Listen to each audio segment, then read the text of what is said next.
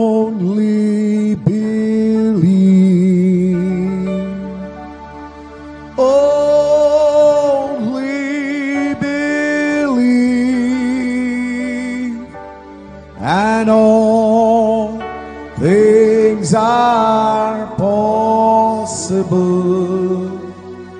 Only believe. My Lord, I believe.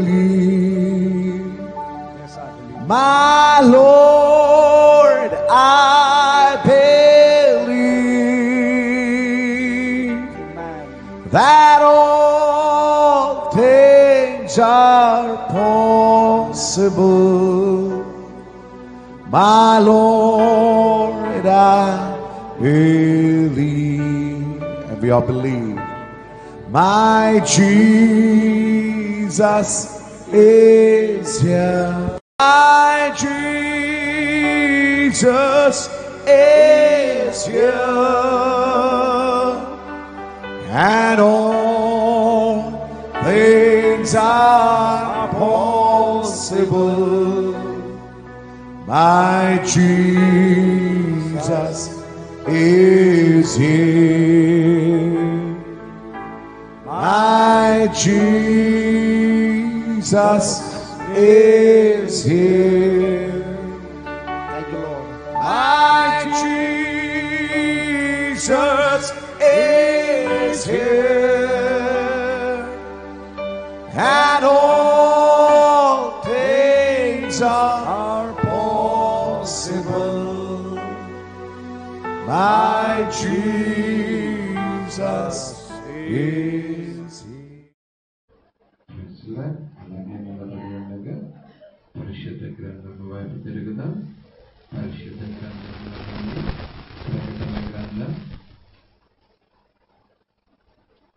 4వ అధ్యాయము 3, 4, 5 వచనాలు చదువుతాం. ఆసీనుడైన వాడు దృష్టికి సూర్యకాంత పద్మరాగములను పోలినవాడు మరకతము వలె ప్రకాశించు వర్షపు ధనుసు సింహాసనమును ఆవరించి ఉండెను. సింహాసనము చుట్టూ 24 సింహాసనాలుండెను. ఈ సింహాసనముల యందు 24 పెద్దలు తెల్లని వస్త్రాలు ధరించుకొని తమ తలల మీద సువర్ణ కిరీటములు పెట్టుకున్న వారై కూర్చుండిరి.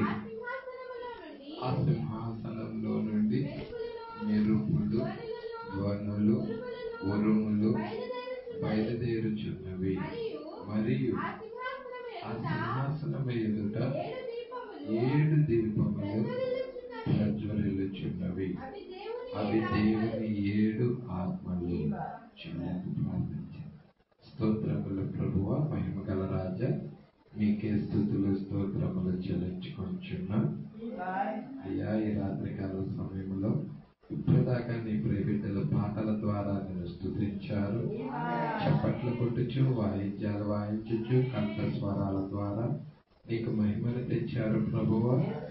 అది ప్రాముఖ్యమైన భాగంలోనికి ఇప్పుడు మేము వచ్చి ఉండగా ఈ గడియ వాక్యం ఇవ్వండి. ప్రస్తుత కాలానికి సంబంధించిన వర్తమానం ఇవ్వండి. మీరే మాతో మాట్లాడండి ప్రభువా. నీ మాటలు నిత్య జీవపు మాటలై ఉన్నాయి. నీ మాటలు వినటానికి మేము ఇక్కడికి వచ్చి ఉన్నాము ప్రభువా. ఈ ఘడియ వాక్యంతో మీరు మాతో మాట్లాడమని, ఇక్కడున్న ప్రతి వ్యక్తిని మీరు దర్శించమని, మా ప్రాణము, ఆత్మ, శరీరం మొత్తము నీకు సమర్పిస్తున్నాము. నీ కృప మాకు తోడుగా వచ్చుమని యేసుక్రీస్తు నామములో ప్రార్థన చేసి అడిగి వేడుకొనుచున్నాము.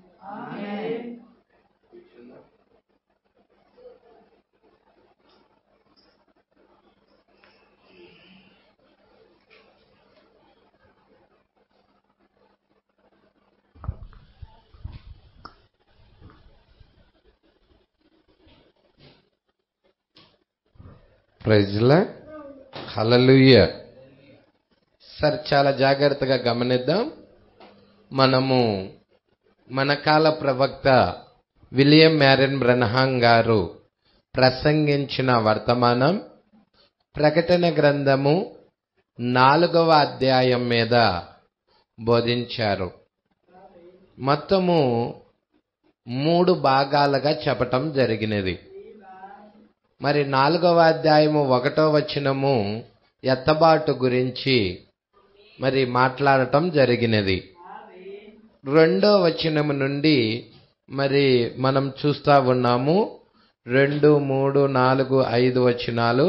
మరి ఈ యొక్క 2, 3, 4, 5 వచనాలు, ఈ 3, 4 వచనాలు మరి 2వ భాగము వివరించటం జరిగినది.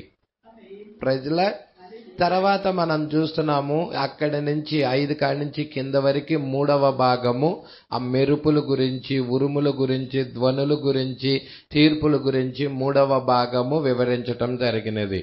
ప్రజల అయితే ఇక్కడ మనం చూస్తున్నాము 2వ భాగంలో మరి 109వ పారా వైపుకి తిరగాలని నేను ఇష్టపడుచున్నాను.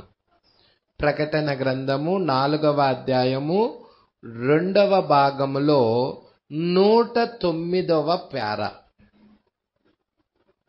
మరి ఇది మెసేజ్ హబ్లోనేనండి, మెసేజ్ హబ్లోనే మరి 109వ పారా. మీరు జాగ్రత్తగా చూడండి, చాలా జాగ్రత్తగా మీరు ఈ వాక్యాన్ని పట్టుకోవాలని నేను ఇష్టపడుచున్నాను.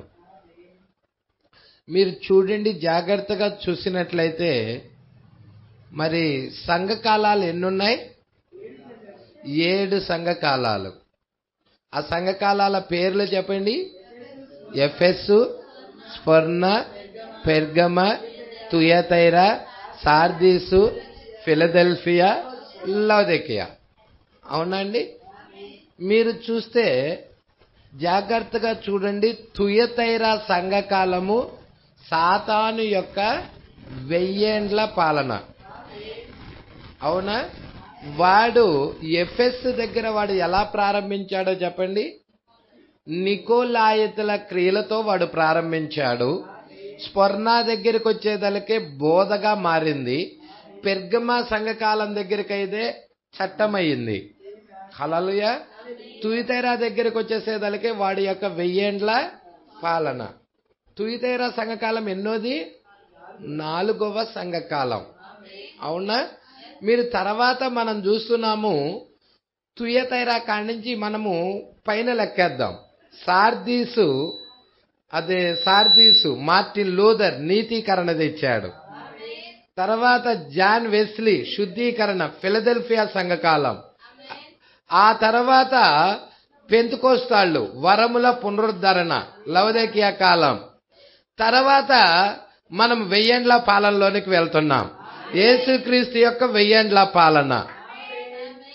తుయతైరా సంఘకాలము ఏ విధముగా సాతాను యొక్క 1000 ఏండ్ల పాలనగా ఉన్నదో ఇప్పుడు మనము కూడా చూస్తా ఉన్నాము. యేసుక్రీస్తు యొక్క 1000 ఏండ్ల పాలనలోనికి మనం వెళ్ళబోతున్నాం. హల్లెలూయా. దానికి 3 స్టెప్పులు ఉన్నాయండి. నీతీకరణ, శుద్ధీకరణ, పరిశుద్ధాత్మ బాప్తిజం. హల్లెలూయా. ఇక్కడ మీరు చాలా జాగ్రత్తగా మీరు పట్టుకోవాలని నేను కోరుకుంటున్నాను. 109వ పారా కనుక మీరు తిరిగినట్లయితే ఇప్పుడు ఏం జరిగినది? దేవుడికి మహిమ కలుగునుగాక. మీరు చూస్తున్నారా 109వ పారా. ఇప్పుడు ఏం జరిగినది అని క్వశ్చన్ మార్క్ పెట్టాడు. దీన్ని గమనించుము. ఆయన ఈ అన్యజనుల సంఘము యొక్క శరీరముతో ప్రారంభించినట్లయితే, హల్లెలూయా, అన్యజనుల సంఘము యొక్క శరీరముతో. మీరు చూశారు కదండి, మీరు 3 వృత్తాలు గీసుకోమని చెప్పాను. మొదటగా వృత్తం గీసుకోండి. మీ మనసులో అన్న పెట్టుకోవాలి, లేకపోతే ఏడన్నా ఒక పేపర్ మీద అన్న గీసుకోవాలి. బారికి రౌండ్గా ఒక సున్నాలాగా ఒక వృత్తం గీసుకోండి. దానికి శరీరము అని పేరు పెట్టుకోండి.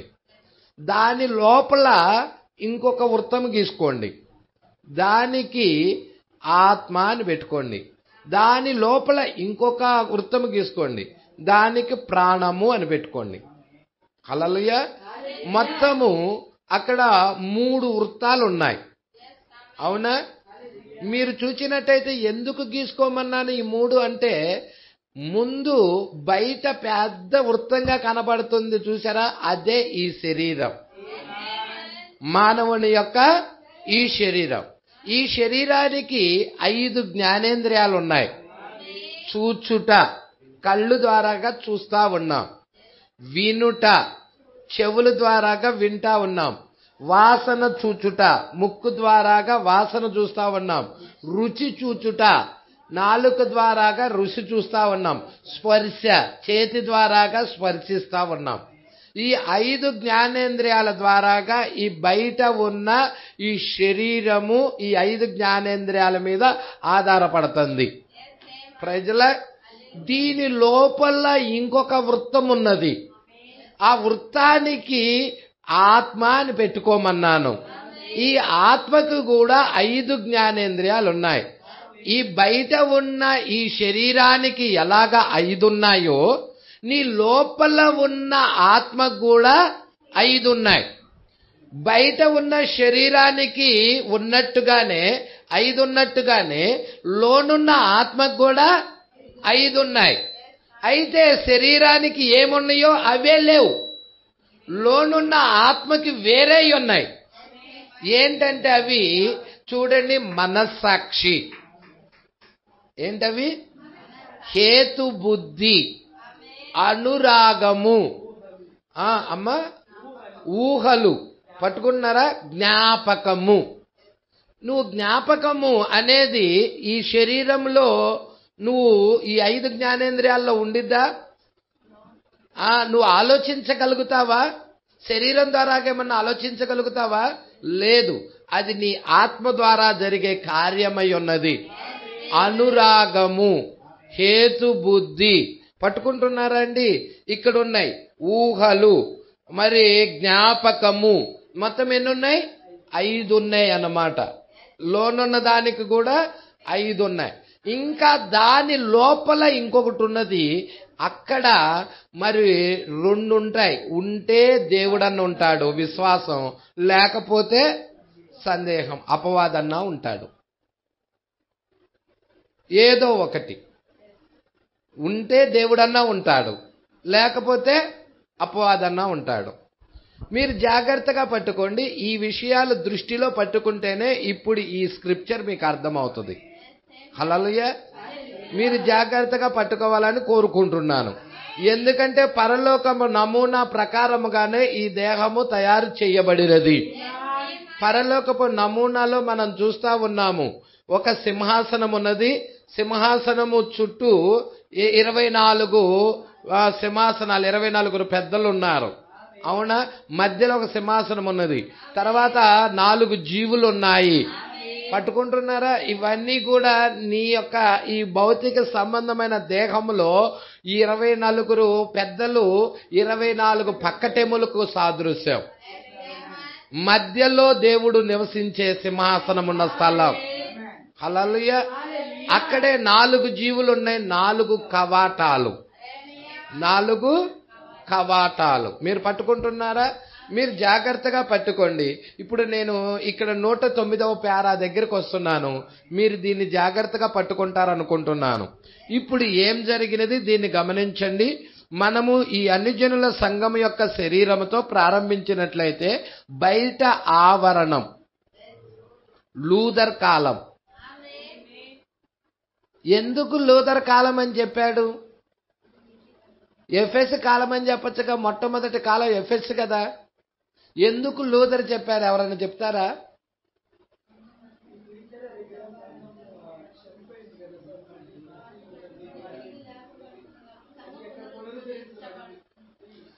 మార్టిన్ లూథరు నీతీకరణ వర్తమానం తీసుకొని వస్తున్నాడు.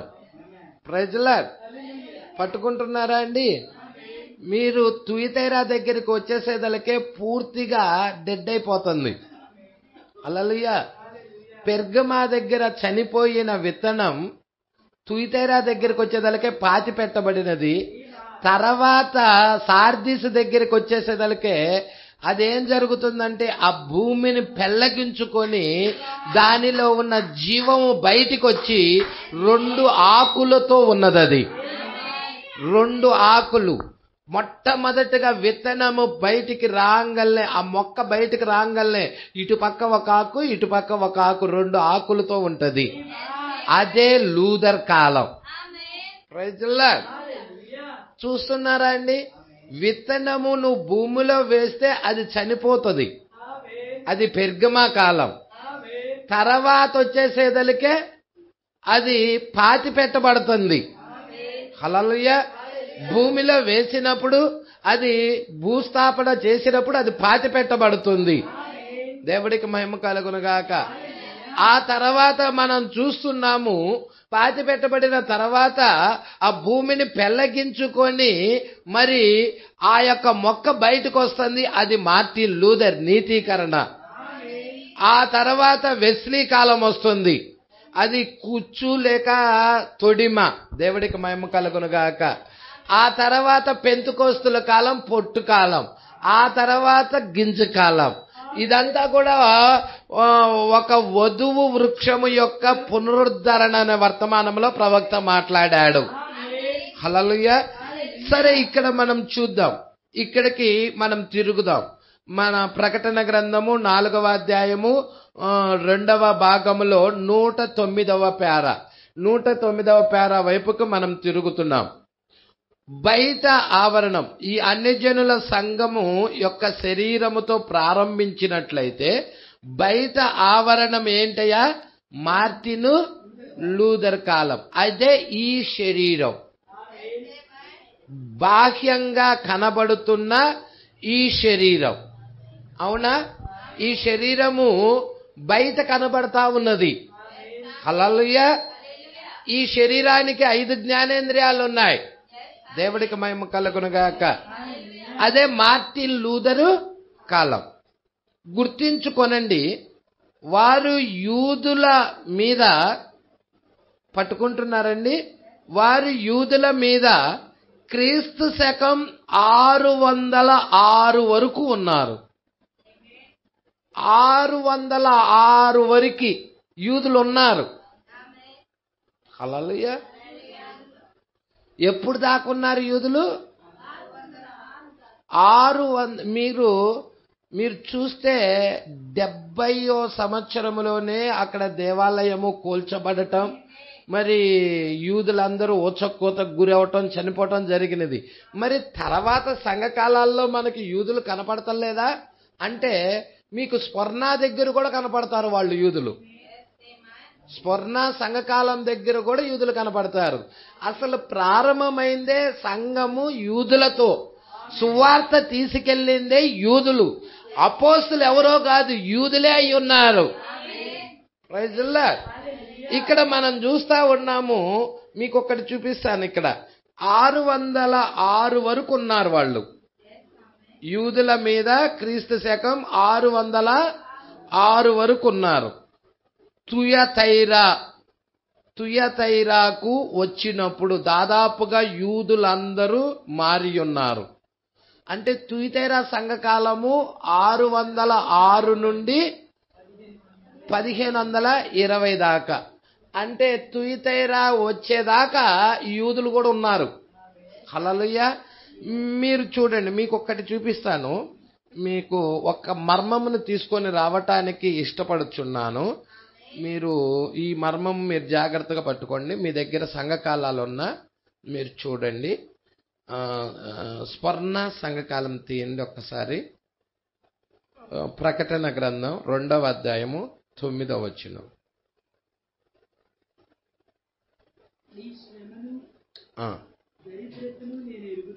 నీ శ్రమను దరిద్రతను నేను ఎరుగుదును, అయినను నీవు ధనవంతుడవే, తాము యూదులమని చెప్పుకొనుచు యూదులు కాక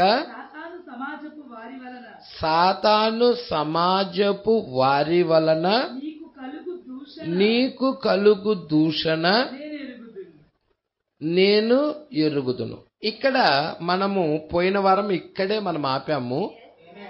ఈ మర్మము మీరు తెలుసుకోవాలని నేను కోరాను. హల్లెలూయా. మీరు చదివి కూడా రమ్మని చెప్పాను. దేవుడికి మహిమ కలుగునుగాక. ఎందుకని తాము యూదులమని చెప్పుకుంటూ యూదులు కాక సాతాను సమాజపు వారు, హల్లెలూయా, ఈ సాతాను సమాజపు వారు యూదులని ఎందుకు చెప్పుకుంటున్నారు? ఈ సాతాను సమాజపు వారు ఈ కారు ద్రాక్షావల్లి యూదులని ఎందుకు చెప్పుకుంటున్నారు? హల్లెలూయా. ఇది చాలా ఇంపార్టెంట్ అయిన ఒక అంశం. దేవుడికి మహిమ కలుగును గాక. వీరు ప్రవక్త ఏమంటున్నాడంటే వీరెవరో కాదు, సాతాను సమాజపు వారు. హల్లెలూయా. వారి వలన కలుగు దూషణ నేను ఎరుగుదును. అంటే సాతాను సమాజపు వారి వల్ల నీకు దూషణ వస్తుంది, నేను ఎరుగుతున్నాను. ఆ దూషణ కూడా నాకు తెలుసు అని దేవుడు మాట్లాడుతున్నాడు. ఆత్మ మాట్లాడుతా ఉన్నది. వీళ్ళు ఎందుకని యూదులని చెప్పుకుంటున్నారు? ఈ సాతాను సమాజపు వారు ఎందుకని యూదులని చెప్పుకుంటున్నారు? ఇది ప్రశ్న. హల్లెలూయా. మీరు కొంచెం జాగ్రత్తగా చూస్తే ఈ మర్మమే మనం చూడబోతున్నాం. మీరు జాగ్రత్తగా చూడండి. నా దగ్గర సంఘకాలాల పుస్తకం ఉన్నది. దాంట్లో సాతాను యొక్క సమాజము అని స్వర్ణ సంఘకాలంలో చెప్తున్నాడు. దీని దగ్గరికి వచ్చేదలకి నాకు పేరా నెంబర్ వచ్చేదలకి 26వ పేరాలో ఉంది. Para number 26. మరి మెసేజ్ హబ్లో 26 కాదో తెలియదు నాకు. మరి ఇక్కడ మాత్రం నా దగ్గర పుస్తకంలో మాత్రం 26వ పేరాది. సాతాను యొక్క సమాజము లేదా సేమేనా? సాతాను యొక్క సమాజము. ఇప్పుడు చూద్దాం. మీరు ఈ మర్మమును జాగ్రత్తగా మీరు పట్టుకోవాలని కోరుకుంటున్నాను. ఎందుకని ఈ సాతాను యొక్క సమాజము, ఈ గుంపు యూదులని చెప్పుకుంటున్నారు? హల్లెలూయా. బాగా ఆలోచించవలసిన ఒక అంశం ఇచ్చుతున్నది. ఎవరంటున్నారు ఈ మాట? ప్రవక్త అంటున్నాడు. బాగా ఆలోచించవలసిన ఒక అంశము ఇచ్చట ఉన్నది. ఇది చాలా వింతగా ఉండుటను బట్టి మాత్రమే కాదు గాని ఆ తర్వాత 1000 సంవత్సరాలకు మరలా పునరావృతమైనది. హల్లెలూయా. 1000 సంవత్సరాలకు మరలా పునరావృతము అయినది అంటున్నాడు. Praise lord. మీరు చూసారా, యేసుక్రీస్తు మొదట రాకడ నుండి ఇప్పటి వరకు 2000 సంవత్సరాలు. హల్లెలూయా. మీరు చూచినట్టయితే 1000 సంవత్సరములకు మరలా పునరావృతమైనది అంటున్నాడు. అంటే అక్కడ ఏం జరిగినదో అదే తిరిగి మరలా సంఘంలో కూడా జరుగుతుంది. మీరు పట్టుకుంటున్నారా ఈ విషయాలు? జాగ్రత్తగా చూడండి. ప్రకటన 2:9లో నీ శ్రమను దరిద్రతను నేను ఎరుగుదును అంటే సంఘముతో మాట్లాడుతున్నాడండి దేవుడు. హల్లెలూయా. ఆత్మ సంఘములతో మాట్లాడుతా ఉన్నది. అయినను నీవు ధనవంతుడవే, తాము యూదులమని చెప్పుకొనుచు యూదులు కాక సాతాను సమాజపు వారి వలన నీకు కలుగు దూషణ నేనెరుగుదును. ఇది హల్లెలూయా. వీరు ఎవరు? అసలు వీరు ఎందుకని యూదులని చెప్పుకుంటున్నారు? ఈ మర్మమే ప్రవక్త తీసుకొని రావటానికి ఇష్టపడుతున్నాడు. ఎందుకంటే అది తిరిగి మరలా ఇప్పుడు కూడా అది సంఘంలో కనపడుతుంది. యూదుల దగ్గర అక్కడ ఏం జరిగినదో ఈ రోజు కూడా అది కనపడాలి. హల్లెలూయా. ఎందుకంటే ప్రవక్త ఏమంటున్నాడంటే మనుషులు చనిపోతున్నారేమో గాని ఆత్మల మాత్రము చనిపోవటం లేదు, అవి ప్రయాణం చేసుకుంటా వస్తున్నాయని చెప్తున్నాడు. ఎఫెస్ దగ్గర ఉన్న ఆత్మ ప్రయాణం చేసుకుంటా వస్తుంది. స్వర్ణ దగ్గర ఉన్న ఆత్మ ప్రయాణం చేసుకుంటా వస్తుంది. ప్రతి కాలాల్లో ఉన్న ఆత్మ పని చేసుకుంటా ప్రయాణం చేసుకుంటానే వస్తుంది అది. హల్లెలూయా. అయితే ఇక్కడ మీరు జాగ్రత్తగా చూడండి, ఎందుకని వీరు సాతాను సమాజపు వారు యూదులని చెప్పుకుంటున్నారు. హల్లెలూయా. ఇక్కడ ఇదే మీరు పట్టుకోవాలి. యూదులు కాక తాము సాతాను సమాజపు వారి వల్ల నీకు కలుగు దూషణ నేను ఎరుగుదును. వాళ్ళు యూదులు కాదు, కానీ యూదులని చెప్పుకుంటున్నారు. వాళ్ళు క్రైస్తవులు కాదు, కానీ క్రైస్తవులు అని చెప్పుకుంటున్నారు వాళ్ళు. అక్కడ వారు యూదులు కాదు, యూదులని ఎలా చెప్పుకుంటున్నారో ఇక్కడ క్రైస్తవులు కాదు, క్రైస్తవులు అని చెప్పుకుంటున్నారు. హల్లెలూయా. ఆ ఆత్మను మీరు పట్టుకోవాలని కోరుకుంటున్నాను. ఈ మర్మము కనుక మీరు ఎరిగారంటే అపవాది యొక్క తంత్రం ఏదో మీరు ఈజీగా పట్టుకోగలరు. అందుకే వధువుకి తాళపు చెవి ఇచ్చేసేసాడు. హల్లెలూయా. అపవాది తంత్రాలు ఎరగటము దేవుడికి మహిమ కలుగునుగాక. హల్లెలూయా. సరే, చాలా పట్టుకోండి. యూదులు అను పదముతో మొదట ప్రారంభించినట్లయితే అది యూదా ప్రజల మతమును వివరించుట లేదు అసలు. హల్లెలూయా. యూదా ప్రజల యొక్క మతాన్ని వివరించుట లేదు. యూదా జనుల గురించి మాత్రమే అది వివరించుచున్నది. హల్లెలూయా. నేను ఐరిషుగా జన్మించి ఉన్నానని చెబితే ఎట్లుండునో అలాగే దీని భావం. అంటే ప్రవక్త ఐరిష్గా జన్మించే ఎలాగున్నదో అలాగనమాట యూదుల్లో పుట్టటం. హల్లెలూయా. తాము వాస్తవముగా యూదులమని ఈ జనులు చెప్పుకొనుచున్నారు. ఎవరు? ఈ స్వర్ణాల్లో ఉన్న ఒక గుంపు జనులు చెప్పుకుంటున్నారు. అసలు ఏం జరిగింది ఈ స్వర్ణాలో? దేవుడికి మహిమ కలుగునుగాక. అది తిరిగి ఈ కాలానికి కూడా ప్రయాణం చేసుకుంటా రావాలి. ఈ కాలంలో కూడా ఆ విత్తనాలు మీకు కనబడతాయి. మీరు అది జాగ్రత్తగా చూడాలి. తాము వాస్తవముగా యూదులమని ఈ జనులు చెప్పుకుంటున్నారు. జన్మ ద్వారా యూదులే నిజమైన యూదులు. అంతే కదండి? జన్మ ద్వారా పుట్టిన యూదులే నిజమైన యూదులు. వారు అలా పుట్టల కాబట్టే వారెవరు? అబద్ధికులు.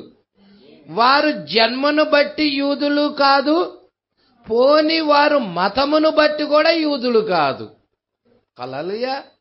ఆ మతాన్ని స్వీకరించిన యూదులా అంటే అలా కూడా కాదు. ఏమన్నా దానిలో పుట్టిన జన్మ ద్వారా పుట్టినోళ్ళ అంటే అలా కూడా కాదు. మరి వీళ్ళెవరు? హల్లెలూయా. పట్టుకుంటున్నారా? వారు మతమును బట్టి యూదులు కాదు, పోని జన్మను బట్టి యూదులు కాదు. ఇదంతయు నిజమైనచో మరి వీరెవరు అంటే ప్రవక్త అంటున్నాడు, వారు మోసపుచ్చబడిన జనులు. ఎవరంట వాళ్ళు? ఎవరి ద్వారా మోసపుచ్చబడ్డారు? అపవాది ద్వారా. అపవాది ద్వారా మోసపుచ్చబడిన జనులు. వాళ్ళు మోసపుచ్చబడ్డామన్న సంగతే వాళ్ళకి తెలియదు. హల్లెలూయా. వాళ్ళు మోసపరచబడ్డామన్న సంగతి తెలుసా? మీకు చిన్న ఎగ్జాంపుల్ చెప్పంటే, బాప్టిస్ట్ వాళ్ళు ఉన్నారు, లేకపోతే పెంతెకోస్తు వాళ్ళు ఉన్నారు, లూథరన్ వాళ్ళు మోసపుచ్చబడ్డారని వాళ్ళకి తెలుసా? వాళ్ళు ఇప్పటికి కూడా మేము సరైన దానిలోనే ఉన్నాం అనుకొని ఆరాధిస్తూ ఉంటున్నారు. అక్కడ ఎలాగా అది ఉన్నదో ఇక్కడ కూడా అలాగే ఉన్నదో అంటున్నాడు ప్రవక్త. వారు మోసపుచ్చబడిన. మీరు చూసారా అండి? ప్రకటన గ్రంథం 12:9 ఏముంది? చదవమ్మా. కాగా సర్వలోకమును మోసపుచ్చుచు అపవాది అనియు సాతాను అనియు పేరుగల ఆది సర్పమైన ఆ మహాఘట సర్పము పడద్రోయ కాగా మోసపుచ్చుచు సర్వలోకాన్ని మోసపుచ్చుచు అపవాది. ఈ మోసపుచ్చేది ఎవరు? అపవాది, సాతాను. మీరు బాగా అండర్లైన్ చేయండి. అంటే వీళ్ళు వారు మోసపుచ్చబడిన జనులు. ఎవరి ద్వారాగా మోసపుచ్చబడ్డారు? అపవాది ద్వారా మోసపుచ్చబడిన జనులు. ఈ పెర్గమా యొక్క స్మరణ దగ్గర మనకు కనపడుతున్నారు. హల్లెలూయా. వీళ్ళు నీకు ఎఫెస్ దగ్గరే కనపడతారు. ఎఫెస్ దగ్గరే కనపడతారా పాస్టర్ గారు? అసలు ప్రారంభమే ఎఫెస్. ఎఫెస్ దగ్గరే వాళ్ళు కనబడతారు. నీకు కావాలంటే నీకు ప్రకటన గ్రంథం 2వ అధ్యాయం తీయండి అమ్మా. 2వ వచనమా చూడమ్మా.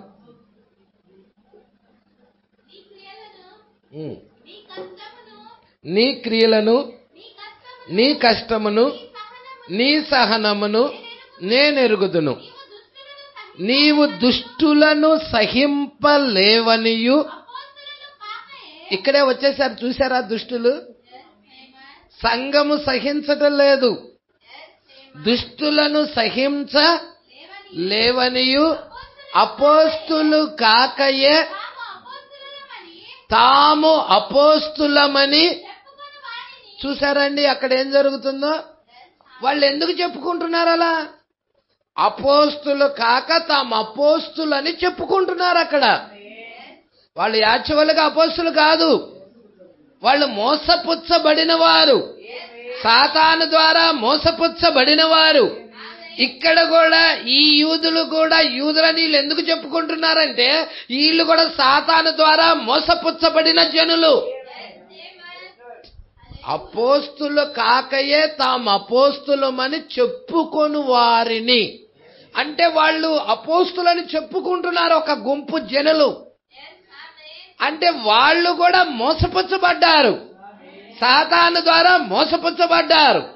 వాళ్ళు ఏమని చెప్పుకుంటున్నారు? అపోస్తులమని చెప్పుకుంటున్నారు. నిజమైన అపోస్తులు ఏం చేశారు? వాళ్ళు కనుగొన్నారు. వారు అబద్ధికులని కనుగొన్నారు. ఉందా లేదా అండి? ఏముందో చదవమ్మా. అపోస్తులు కాకయే తాము అపోస్తులమని చెప్పుకొని వారిని పరీక్షించి వారు అబద్ధికులని. Praise the lord. ఎందుకు వాళ్ళు కనుగొన్నారంటే వాళ్ళ మీద సింహపు అభిషేకం ఉన్నది, ఉరుము యొక్క ప్రత్యక్షత ఉన్నది, దేవుడి యొక్క స్వరము వారు కలిగి ఉన్నారు. అందుకే అపవాది యొక్క తంత్రం ఏదో వాళ్ళు ఎరిగి ఉన్నారు. ఈరోజు మనము కూడా ఆ ఉరుము గురించి బయలుపాటు కనుక ఉన్నట్లయితే అపవాది యొక్క తంత్రము మనం పట్టుకుంటాం, ఎరుగుతాం. హల్లెలూయా. అపోస్తులు కాకయే తాము అపోస్తులుగా వాళ్ళు మాయవేషం వేసుకొని వాళ్ళు సంఘంలోకి వచ్చి జ్వరబడి వాళ్ళు బోధిస్తున్నప్పుడు ఎమ్మటే సంఘం కనుక్కుంది, ఎమ్మటే సంఘం ఎరిగినది. ఎలా ఎరగలిగిందో తెలుసా మీకు? హల్లెలూయా. వాళ్ళ దగ్గర అభిషేకము సింహపు అభిషేకం ఉన్నది. ఈరోజు మనము కూడా ఎరగగలమా? ఈరోజు మనకు కూడా అభిషేకం ఇచ్చాడా? ఈరోజు మనకిచ్చిన అభిషేకం ఎలాంటిదో తెలుసా? పక్షిరాజు అభిషేకం. మనకివ్వబడిన అభిషేకము పక్షిరాజు అభిషేకం. హల్లెలూయా. మీకు తెలుసా? సింహమైనా పాలు తాగిద్ది, దూడైనా పాలు తాగిద్ది పుట్టినప్పుడు, మనిషి అయినా పాలు తాగుతాడు పుట్టినప్పుడు. పక్షిరాజు పుట్టిందంటే అది పాలే తాగదు, దానికి బలమైన ఆహారం కావాలి. పక్షిరాజులో ఇంకొక గణలక్షణం ఏంటో తెలుసా? పక్షిరాజు యవ్వనము వలె మీ యవ్వనము క్రొత్తదగునట్లు అంటే పక్షిరాజు వృద్ధాప్యంలోకి వెళ్ళినా తిరిగి మరలా యవ్వన వయసులోకి వస్తుంది. ఈ రోజు ఇక్కడ ఉన్న చాలా మంది ఒకవేళ వృద్ధాప్యంలోకి వెళ్ళినా కానీ ఈ యొక్క వర్తమానం నిన్ను యవ్వన వయసులోకి తీసుకొని వస్తుంది. నీ దేహాన్ని మారుస్తుంది, నిన్ను రూపాంతర పరుస్తుంది.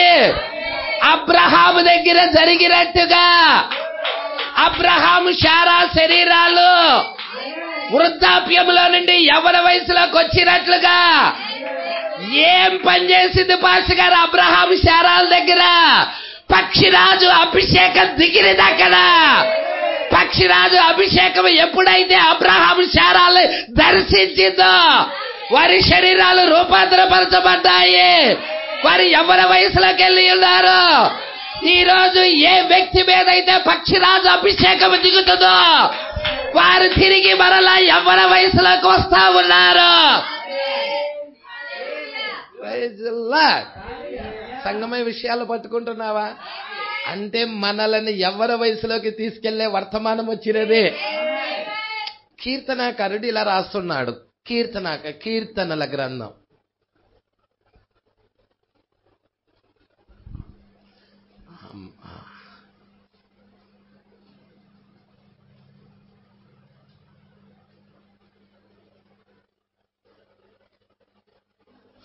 కీర్తనలు 92:15.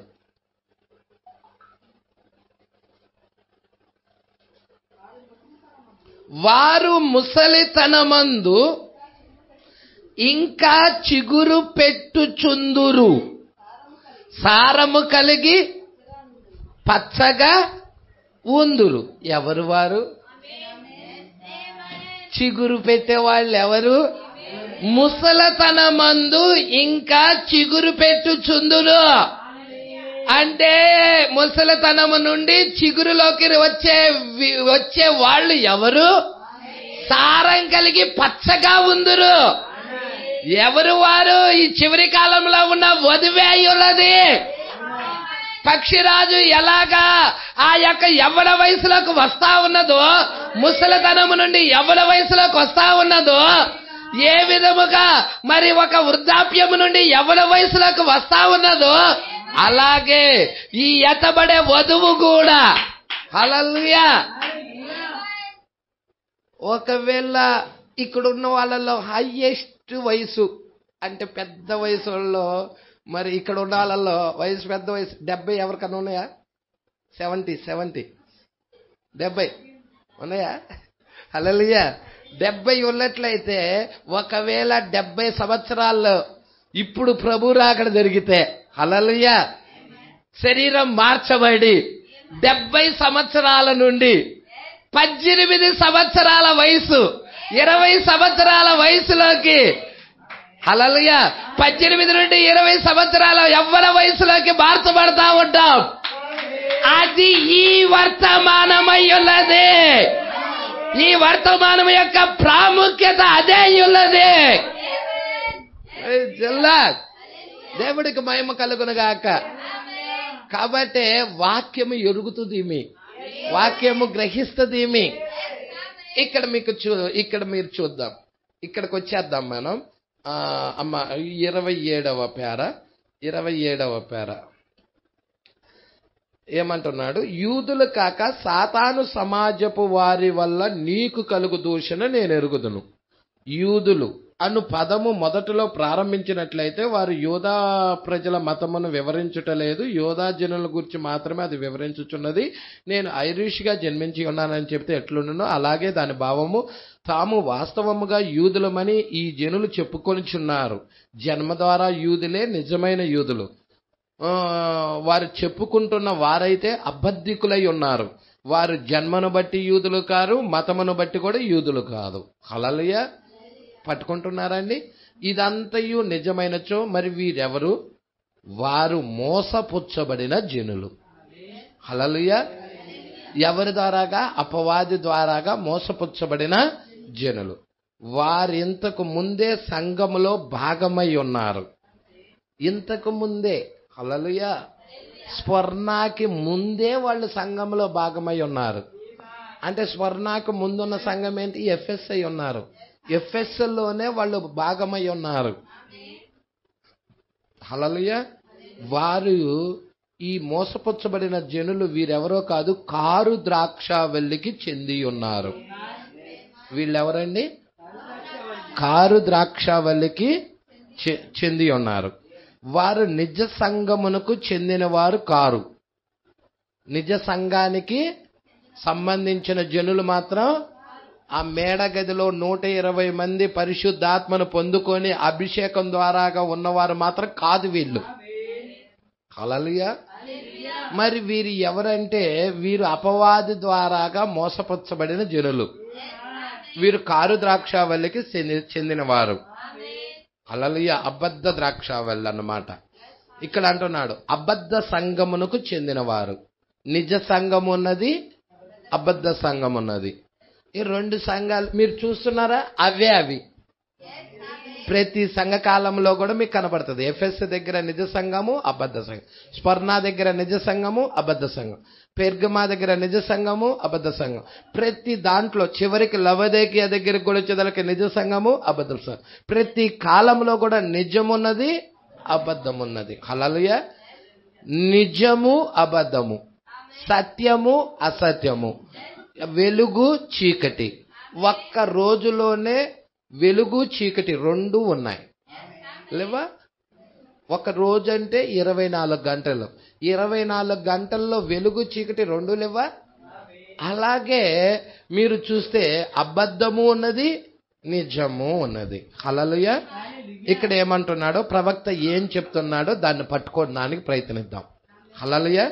ఎందుకనగా వారిని గూర్చి దేవుడు ఇట్లా చెప్పాడు, వారు సాతాను సమాజపు వారు. ఈ మాట చెప్పింది ఎవరు? దేవుడే, పరిశుద్ధాత్మే. ఆత్మ సంగములతో చెప్పుచున్న మాట మరి ఆత్మే చెప్తుంది. అది ఆ గుంపు ఎవరంట? సాతాను సమాజపు వారు. హల్లెలూయా. ఈ అపవాది ద్వారాగా మోసపరచబడిన ఈ జనులు సాతాను సమాజపు వారు. హల్లెలూయా. సమాజము అను పదము మనము ఒక సంఘమునకు ఉపయోగించుచున్నటువంటి పదం కాదు. సమాజము అంటే ఏదో ఒక గుంపు, అర్థమవుతుందండి? అది అన్నమాట. బైబిల్లో సంఘం అనగా బయటకు పిలువబడినది. హల్లెలూయా. బయటకు పిలువబడిందని అర్థం. మీరు పట్టుకుంటున్నారా? సంఘము అంటే అర్థం ఏంటి? ఇజ్రాయెల్ ప్రజలు ఐగుప్తులో బానిసత్వం చేస్తున్నప్పుడు వాళ్ళు అక్కడ ప్రజగా ఉన్నారు. ఎప్పుడైతే ఐగుప్తు నుండి బయటికి వచ్చారో అప్పుడు వారు సంఘముగా పిలువబడ్డారు. అంటే బయటికి వచ్చి రావటము, బయటికి పిలువబడటము, సంఘముగా పిలువబడుతున్నారు. అదే ఐగుప్తులో ఉన్నంతసేపు వాళ్ళు ప్రజగా ఉన్నారు. ఇప్పుడు ఐగుప్తును విడిచి బయటికి ఎప్పుడైతే వాళ్ళు వస్తున్నారో వాళ్ళు సంఘముగా పిలువబడ్డారు. సంఘం అంటే అర్థం ఏంటి? బయటకు పిలువబడినది అని అర్థం. ఇప్పుడు మనము బయటకు పిలువబడిన వారమేనా? మనం ఇప్పుడు సంఘమేనా? ఇప్పుడు మనం ప్రజగా లేము. ఇప్పుడు ఎందుకంటే మనము సంఘ శాఖల నుండి బయటకు వచ్చేసాం, మత శాఖల నుండి బయటకు వచ్చేసాం. మనము దేవుని సంఘముగా పిలువబడుతున్నాం. హల్లెలూయా. మరి ఇది పట్టుకోండి, ఇది పట్టుకోండి. బయటకు పిలువబడినది. వారిని బయటికి తీసుకొని రావటానికి అక్కడికి ఒక ప్రవక్త వచ్చాడు. ఆ ప్రవక్త పేరు మోషే అయి ఉన్నాడు. మోషే మరి వారిని బయటికి తీసుకొచ్చే ముందు దేవుడు అగ్ని స్తంభంలో మోషేని దర్శించాడు. మండుచున్న పొద దగ్గర దేవుడు మోషేని దర్శించాడు. అదే విధానంలో మరి ఈ యొక్క చివరి కాలంలో కూడా మనం చూస్తే మరి ఎత్తబడే వధువు కూడా ఆ మత శాఖల్లో బానిసలుగా ఉండినప్పుడు మరి ఈ కాలపు మోషే అభిషేకం కలిగిన ఒక ప్రవక్త విలియం మ్యారియన్ బ్రనహాం గారు అగ్నిస్తంభం అతన్ని దర్శించి ఆయన కూడా ఏం చేశాడంటే మనల్ని బయటికి తీసుకొచ్చాడు. ఆయా మత శాఖల్లో నుండి బయటికి తీసుకొచ్చాడు మనల్ని.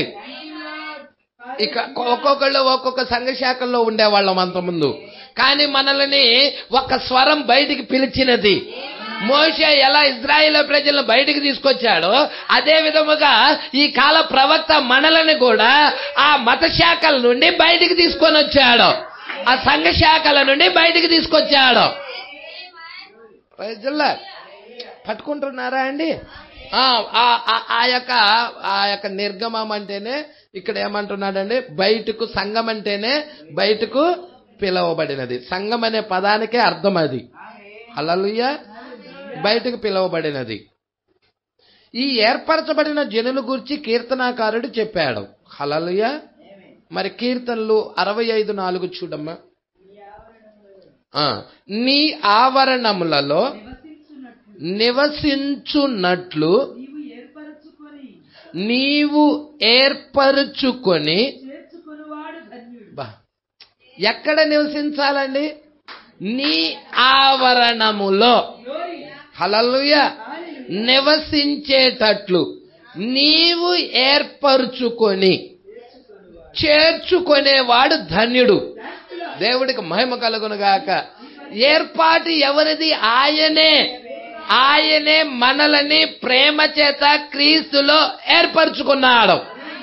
ఆయన ఆవరణంలోనికి మనలని పిలిచాడు. ఆయనే. ఆయన సన్నిధిలోనికి పిలువబడిన వారమై ఉన్నామా? హల్లెలూయా. సంగమా పట్టుకుంటున్నారు ఈ విషయాలు. మనం ఆయన సన్నిధిలోకి పిలువబడిన వారం. ఏడో మరి రోడ్లమ్మటే లేకపోతే ఆయా మత శాఖల్లో ఉన్న మనలని ఆయన ఆవరణంలోకి పిలుస్తున్నాడంటే, ఆయన సన్నిధిలోకి పిలుస్తున్నాడంటే, ఆయన మందిరంలోకి పిలుస్తున్నాడంటే, ఆయన ప్రసన్నత కిందకి పిలుస్తున్నాడంటే, ఆయన ఆ యొక్క అగ్ని స్తంభం యొక్క అభిషేక కిందకి పిలుస్తున్నాడంటే ఎంత ధన్యులమండి మనము. ఆయన ఏర్పరచుకున్న వారిని ఆయన పిలుస్తున్నాడు. స్వరము పెట్టి పిలుస్తున్నాడు. హల్లెలూయా. అందుకని నీ ఆవరణంలో నివసించినట్లు నీవు ఏర్పరచుకొని చేర్చుకొను వాడు ధన్యుడు. నీ పరిశుద్ధ ఆలయము చేత, నీ మందిరములోని మేలు చేత. హల్లెలూయా. ఈ రోజు మనము తృప్తి పొందేది ఎక్కడయ్యా అంటే ఆ వాక్యము దగ్గర, ఆ జీవజలము దగ్గర. నీకు లోకంలో ఎంత ధనమున్నా నీకు తృప్తి ఉండదు. ఒక క్రైస్తవుడికి తృప్తి ఎక్కడయ్యా అంటే ఒక క్రైస్తవుడికి వాక్యము దగ్గరే తృప్తి అయి ఉన్నది. హల్లెలూయా. అందుకే ఆ యొక్క ఆవరణంలోకి వచ్చినప్పుడు మేలు చేత ఏమన్నా, నీ మందిరంలోని మేలు చేత మేము తృప్తి పొందేదము. దేవుడికి మహిమ కలుగును గాక. అందుకే సమాజం అనగా అర్థం ఏమిటయ్యా అంటే కూడిక లేక గుంపు. హల్లెలూయా. గుంపు లేక కూడిక. పట్టుకుంటున్నారా అండి? ఇప్పుడు సాతాను సమాజపు వారి వల్ల కలుగు దూషణ. వాళ్ళు సమాజంగా కూడుకుంటున్నారు. ఎన్నుకోబడిన మనము సమాజంగా కూడుకుంటున్నాం, ఆలయంలో కూడుకుంటున్నాం. పట్టుకుంటున్నారా అండి? ఇది మనము కూడుకునే విధానమేమో మేలుకై ఉన్నది, వారు కూడుకునే ఆ సమూహమేమో కీడుకై ఉన్నది. ఇక్కడ మీరు జాగ్రత్తగా పట్టుకోండి. ప్రవక్త ఏం చెప్తున్నాడో దాన్ని జాగ్రత్తగా పట్టుకోండి. సమాజం అంటే అర్థము కూడిక లేక గుంపు అని అర్థం. అది మంచిది కావచ్చు, లేక చెడ్డ సమాచారం గురించి తర్కించేది అవ్వచ్చు, లేకపోతే మంచి సమాచారం గురించి తర్కించేది అవ్వచ్చు. హల్లెలూయా.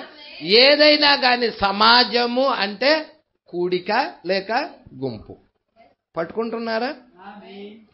కానీ ఈ సందర్భంలో అయితే, ఈ స్వర్ణ సంఘ కాలంలో ఇక్కడైతే అది చెడ్డది. వీళ్ళందరూ కూడుకుంటుంది, ఈ సాతాను సమాజపు వారు కూడుకుంది మంచి కోసం కాదు. మంచి కోసం కూడుకుంటున్నారా వాళ్ళు? కాదు, చెడ్డది అన్నాడు. ఇక్కడ లేఖనం మీరు తీయాలండి. వీరు తమంతట తాముగా కూడుకొనిరి, కానీ ఇది దేవుని సంబంధముగా ఏర్పడింది కాదు. వాళ్ళందరూ ఏర్పాటు చేసుకొని కూడుకున్నారు ఒక చోట, కానీ అది దేవుడి సంబంధమైనది కాదు. మీరందరూ యెషయా గ్రంథం 54:15 తీయండి. ఇది అండర్లైన్ కూడా చేసుకోండి ప్రతి ఒక్కళ్ళు. ఇది నోటెడ్ అయిపోవాలన్నమాట. 54:15. జనులు గుంపు కూడినను వారు అంటే ఆయన ఆత్మ ద్వారా గాని, ఆయన వాక్యము కొరకు గాని, ఆత్మల రక్షణ కొరకు గాని కూడరు వీళ్ళు. పట్టుకుంటున్నారా? జనులు గుంపు కూడినను వారు నా వలన కూడరు. నీకు విరోధముగా గుంపు కూడువారు. చూశారండి, వాళ్ళు విరోధముగా కూడుకుంటున్నారు. అక్కడ ఎవరికి విరోధంగా కూడుకుంటున్నారు? వాక్యానికి, యేసయ్యకి విరోధముగా కూడుకుంటున్నారు. కానీ వారు ఎలా పిలువబడుతున్నారు? పిలుపు నీ పక్షపు వారుగా పిలువబడుతున్నారు. పట్టుకున్నారా? క్రైస్తవులుగా పిలువబడుతున్నారు. ఎంతమందికి ఎలిగినదో, ఎంతమంది గ్రహించారో. వారు కూడుకునే కూడిక గాని, వారు ఏర్పాటు చేసుకున్న సభలు గాని, వారి యొక్క ఆరాధన విధానము గాని ఆయనకు వ్యతిరేకమైనవి. అయితే వారు ఏమంటున్నారండి? జనులు గుంపు కూడినను వారు నా వల్ల కూడరు. నీకు విరోధముగా గుంపు కూడువారు నీ పక్షపు వారుగా పిలువబడుతున్నారు వాళ్ళు. ప్రైజులే. ఇది ఎలాగున్నదో తెలుసా? ఆ దినమున 7 స్త్రీలు ఒక్క పురుషుణ్ణి పట్టుకొని, మా అన్నం మేం తిన్నాం, మా వస్త్రాలు మేం కట్టుకుంటాం, నీ పేరు పెట్టి మా నింద తీసే. వాళ్ళు చేస్తుంది అదే, వీళ్ళు చేస్తుంది అదే. ప్రైజుల్లా. సంగమా, మీరు పట్టుకుంటున్నారా? మీకు ఇప్పటికే బయట ఉన్న ఆరాధనలో సాతానుడు ఏ విధముగా క్రైస్తవ్యం యొక్క ముసుగులో జొరబడి ప్రజలని చాలా మందిని మోసగించాడో అర్థమై ఉండాలి. హల్లెలూయా.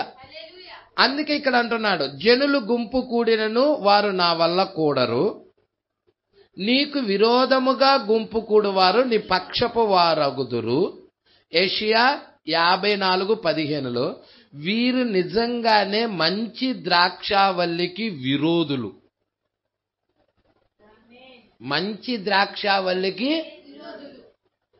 విరోధులు. పట్టుకుంటున్నారా? కనుక దేవుడు ఒక దినమున వారిని నాశనము చేయును. ఒకానొక దినమున ఆ జనులందరినీ దేవుడు నాశనము చేయును. జల ప్రళయంలో నోవాహు దినాల్లో ఎలా నాశనము చేశాడో, సొదొమ గొమొర్రా దినాలలో ఏ విధముగా ఆకాశము నుండి అగ్ని కుమ్మరించబడి నాశనము చేసి ఉన్నదో. హల్లెలూయా. అలాగే దేవుడు ఒకానొక దినమున వీరందరినీ కూడా నాశనము చేయును. ఇప్పుడు సంఘ పరిధిలో కూడుకొనిన ఈ మిశ్రమ జనులు యూదులమని ఎందుకు చెప్పుకుంటున్నారు? హల్లెలూయా. పట్టుకుంటున్నారా? ఇంపార్టెంట్ అన్నమాట. ఈ పేరాతో మనము ముగించుకొని ముందుకెళ్ళిపోతాం. ఈ యూదులు అనే సబ్జెక్టుని మనము ఎందుకని యూదులు అనే సబ్జెక్ట్ వాళ్ళు చెప్పుకుంటున్నారో మీకు అర్థం అవ్వాలని దీన్ని మరి స్వర్ణ సంఘ కాలంలో తీసుకుంటున్నాం మనం. ఇప్పుడు సంఘ పరిధులలో కూడుకొనిన ఈ మిశ్రమ జనులు యూదులమని ఎందుకు చెప్పుకుంటున్నారు? దానికి కారణం ఇది. ఏంటంటే కారణం, వారు అబద్ధికులు కనుక. వారు తమకిష్టం వచ్చినట్లుగా వారు చెప్పుకుంటారు. వాళ్ళ తండ్రే అబద్ధికుడు, అబద్ధమునకు జనకుడు. Praise lord. వాళ్ళు ఇష్టం వచ్చినట్టుగా చెప్పుకుంటారు. హల్లెలూయా. అపోస్తులు కాకయే తాము అపోస్తులని చెప్పుకుంటారు. యూదులు కాకయే తాము యూదులమని చెప్పుకుంటారు. క్రైస్తవులు కాకయే తాము క్రైస్తవులమని చెప్పుకుంటారు. వాళ్ళు ఇష్టం వచ్చినట్టు చెప్పుకుంటారు. వారు అబద్ధికులు కాబట్టి. పట్టుకున్నారా అండి? చూడండి, జాగ్రత్తగా పట్టుకోండి.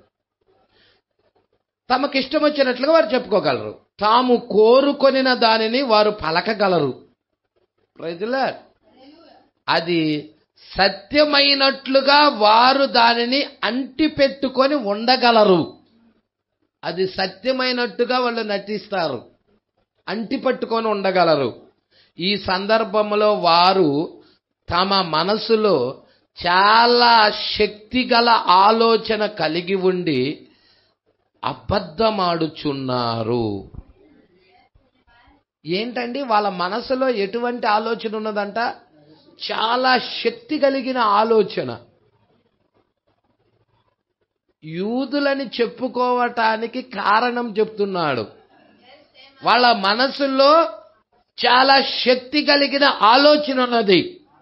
వాళ్ళ చెప్పుకోవటానికి ఒక రకమైన ఆలోచన ఉన్నది. హల్లెలూయా.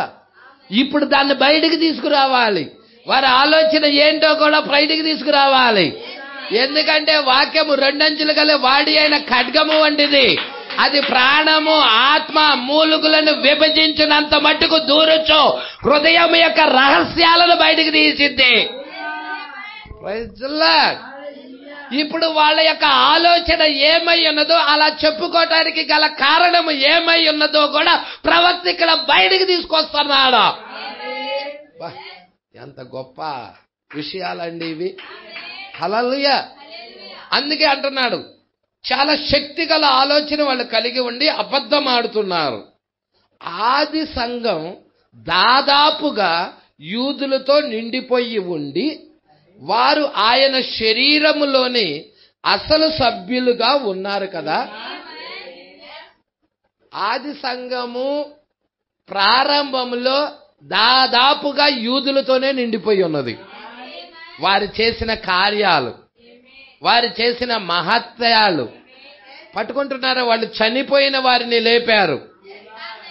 ఆ కళ్ళు లేని వారికి కళ్ళు ఇచ్చారు, కాళ్ళు లేని వాళ్ళకి కాళ్ళు ఇచ్చారు. Praise the lord. మరి వీళ్ళు ఎందుకు చెప్పుకుంటున్నారయ్యా అంటే, మీరు జాగ్రత్తగా పట్టుకోండి. వాళ్ళు ఎందుకు చెప్పుతున్నారో కూడా ఇక్కడ ప్రవక్త ఆన్సర్ తీసుకొస్తున్నాడు. హల్లెలూయా. ఆది సంఘం దాదాపుగా యూదులతో నిండిపోయి ఉండి వారు ఆయన శరీరంలోని అసలు సభ్యులుగా ఉన్నారు కదా. 12 మంది అపోస్తులు యూదులే. ఆ తర్వాత వచ్చిన అపోస్తులు కూడా యూదులే, లేదా మతాంతరము చెందిన వారు కావచ్చును. ఆ విధముగా ప్రమాణము చేసిన వారికి, అనగా తాము యూదులమని చెప్పుకొనిన వారికి ఒక ఆధిక్యత ఉన్నది, ఒక ప్రధానత్వము అనుగ్రహించబడేది. Praise the Lord. పట్టుకుంటున్నారా అండి? ఒక ఆధిక్యత, ప్రధానత్వము అనుగ్రహించబడేది. దానికోసము వీరు యూదులమని చెప్పుకుంటున్నారు. Praise the Lord. మీరు తక్కువ వాడిని పోల్చుకుంటారా, ఎక్కువ వాడిని పోల్చుకుంటారా? ఎవరైనా చూడండి, ఎక్కువగా ఉన్నవాడిని వాడికి లాగా ఉండాలి అతడిని పోల్చుకుంటారు. తక్కువ, నీకంటే తక్కువ స్థానంలో ఉన్నవాడిని పోల్చుకుంటారా? అపవాది అదే చేస్తుంది అక్కడ. Praise the lord. మరి దేవుడు జరిగించిన ఆ కార్యాలు, సూచక్రియలు, మహత్కార్యాలు, అసలు అపోస్తులు వస్తుంటేనే భూమిని తలక్రిందులు చేయవారు వస్తున్నారని గడగడ వణికిపోయారు. ఆ రోజు మత శాఖలన్నీ కూడా అలా వణికిపోయాయి. పరిసయ్యులు, శాస్త్రులు, సద్దుకయ్యులు, వాళ్ళ యొక్క తెగలన్నీ కూడా అలా వణికిపోయాయి. మీరు అపోస్తుల కార్యంలో చూడలేదా మాట? అపోస్తులు వస్తున్నప్పుడు భూమిని తలక్రిందులు చేయవారు వస్తున్నారన్న మాట వినలేదా? మీరు చూడండి, అది అపోస్తుల కార్యగ్రంథంలో ఉంటది. మీరే చూడండి ఆ మాట.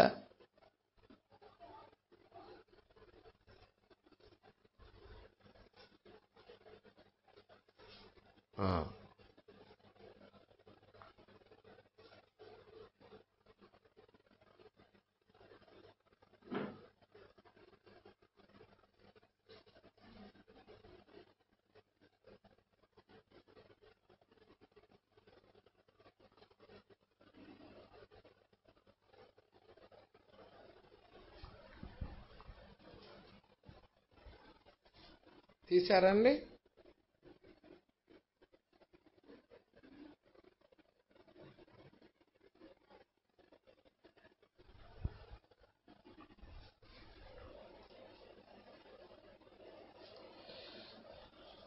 సరే, నేనే చెప్తాను. 17వ అధ్యాయము 8వ వచనం. అయితే వారు 6వ వచనమ్మా, 17వ అధ్యాయం, అపోస్తుల కార్యగ్రంథం 17వ అధ్యాయం 6వ వచనం.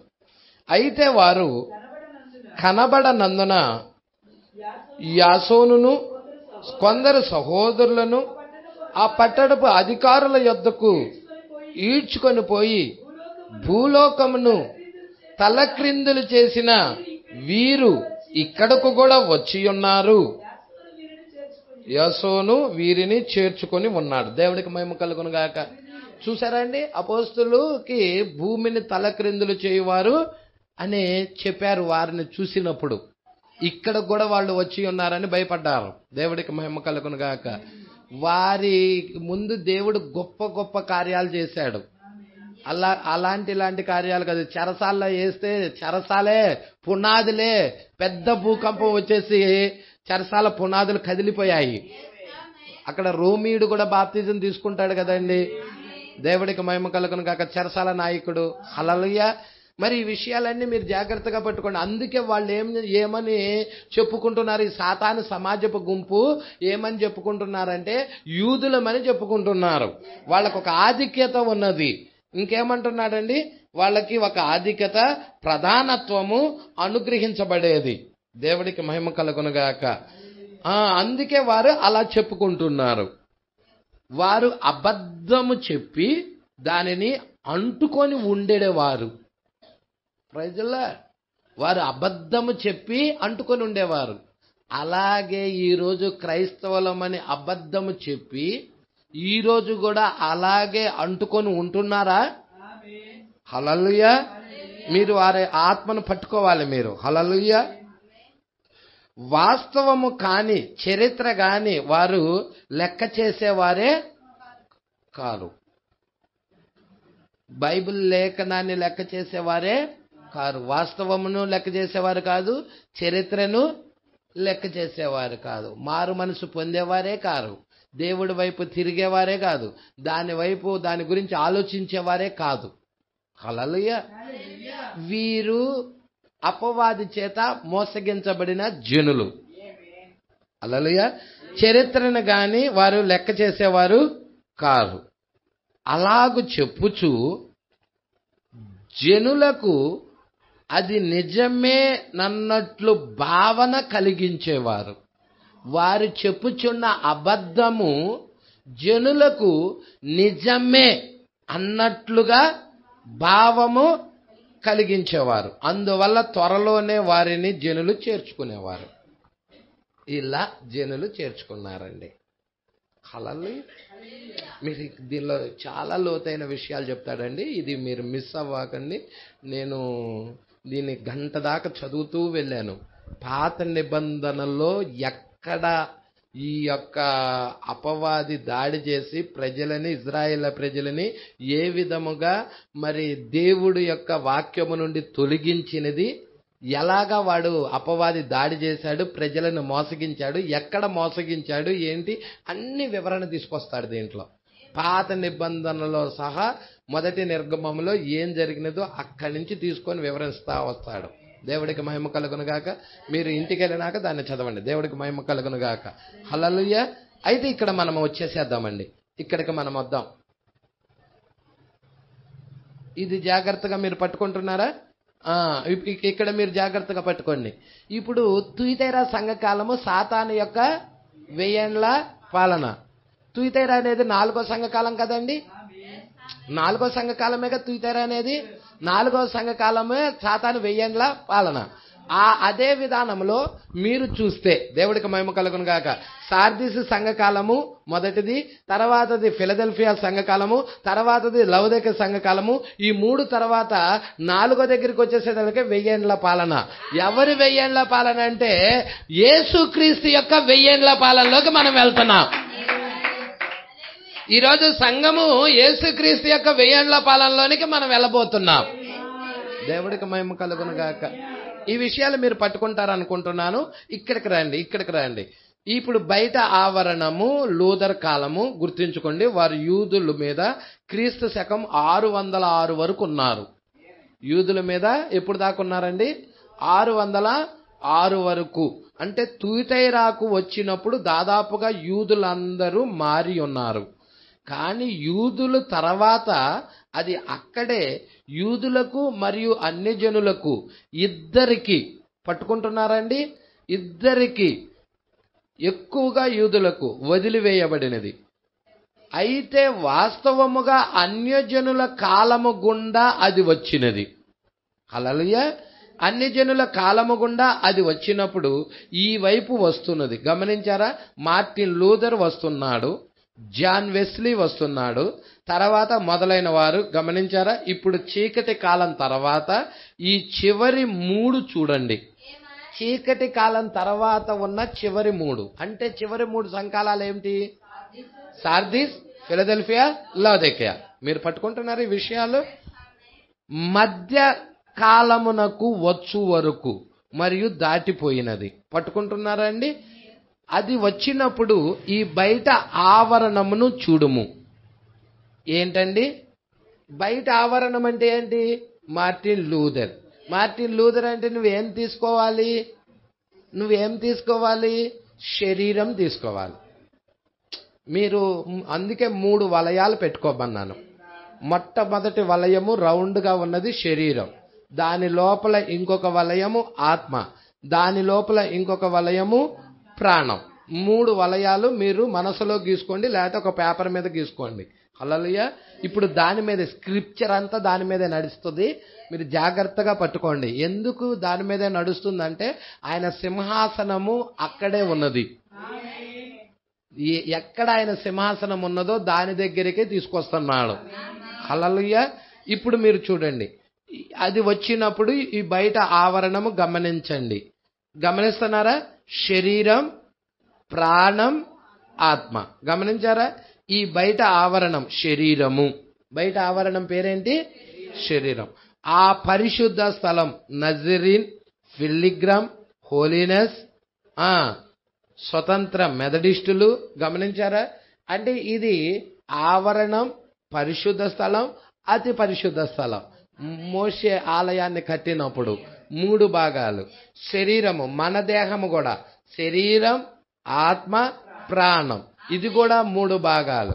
అదే విధముగా దేవుని సింహాసనము కూడా అక్కడ కూడా మనం చూస్తున్నాం 3. అంటే ఆవరణము, పరిశుద్ధ స్థలము, అతి పరిశుద్ధ స్థలం. అతి పరిశుద్ధ స్థలములో దేవుడు నివసిస్తున్నాడు. ఆవరణంలో ఏముంది? స్ఫటికమును పోలిన గాజు వంటి సముద్రం ఉన్నది. పరిశుద్ధ స్థలంలో ఏమున్నది? దీపస్తంభం ఉన్నది. అతి పరిశుద్ధ స్థలంలో ఉంది సింహాసనము, దేవుడు ఉన్నాడు. ఇవి మీరు జాగ్రత్తగా పట్టుకుంటే కనుక ఇప్పుడు మీకు స్క్రిప్చర్ అర్థమవుతుంది. హల్లెలూయా. ఇప్పుడు సంఘకాలాలు తీసుకుంటున్నాడు, ఒక వ్యక్తిని తీసుకుంటున్నాడు. బైబిల్లో ఉన్న ఆ యొక్క 3 భాగాలు కూడా ఆవరణం, పరిశుద్ధ స్థలం, అతి పరిశుద్ధ స్థలాన్ని కూడా తీసుకొని ఈ 3టిని తీసుకొని చూపిస్తా ఉన్నాడు. మీరు జాగ్రత్తగా పట్టుకోవటానికి ప్రయత్నించండి. హల్లెలూయా.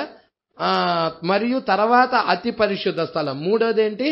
అతి పరిశుద్ధ స్థలం. తిరిగి పెంతుకోస్తులోనికి ప్రారంభం మందు ఎక్కడ ప్రారంభమైనదో అక్కడికి. గమనించారా? తిరిగి ప్రారంభమునకు వెళ్ళటం. హల్లెలూయా.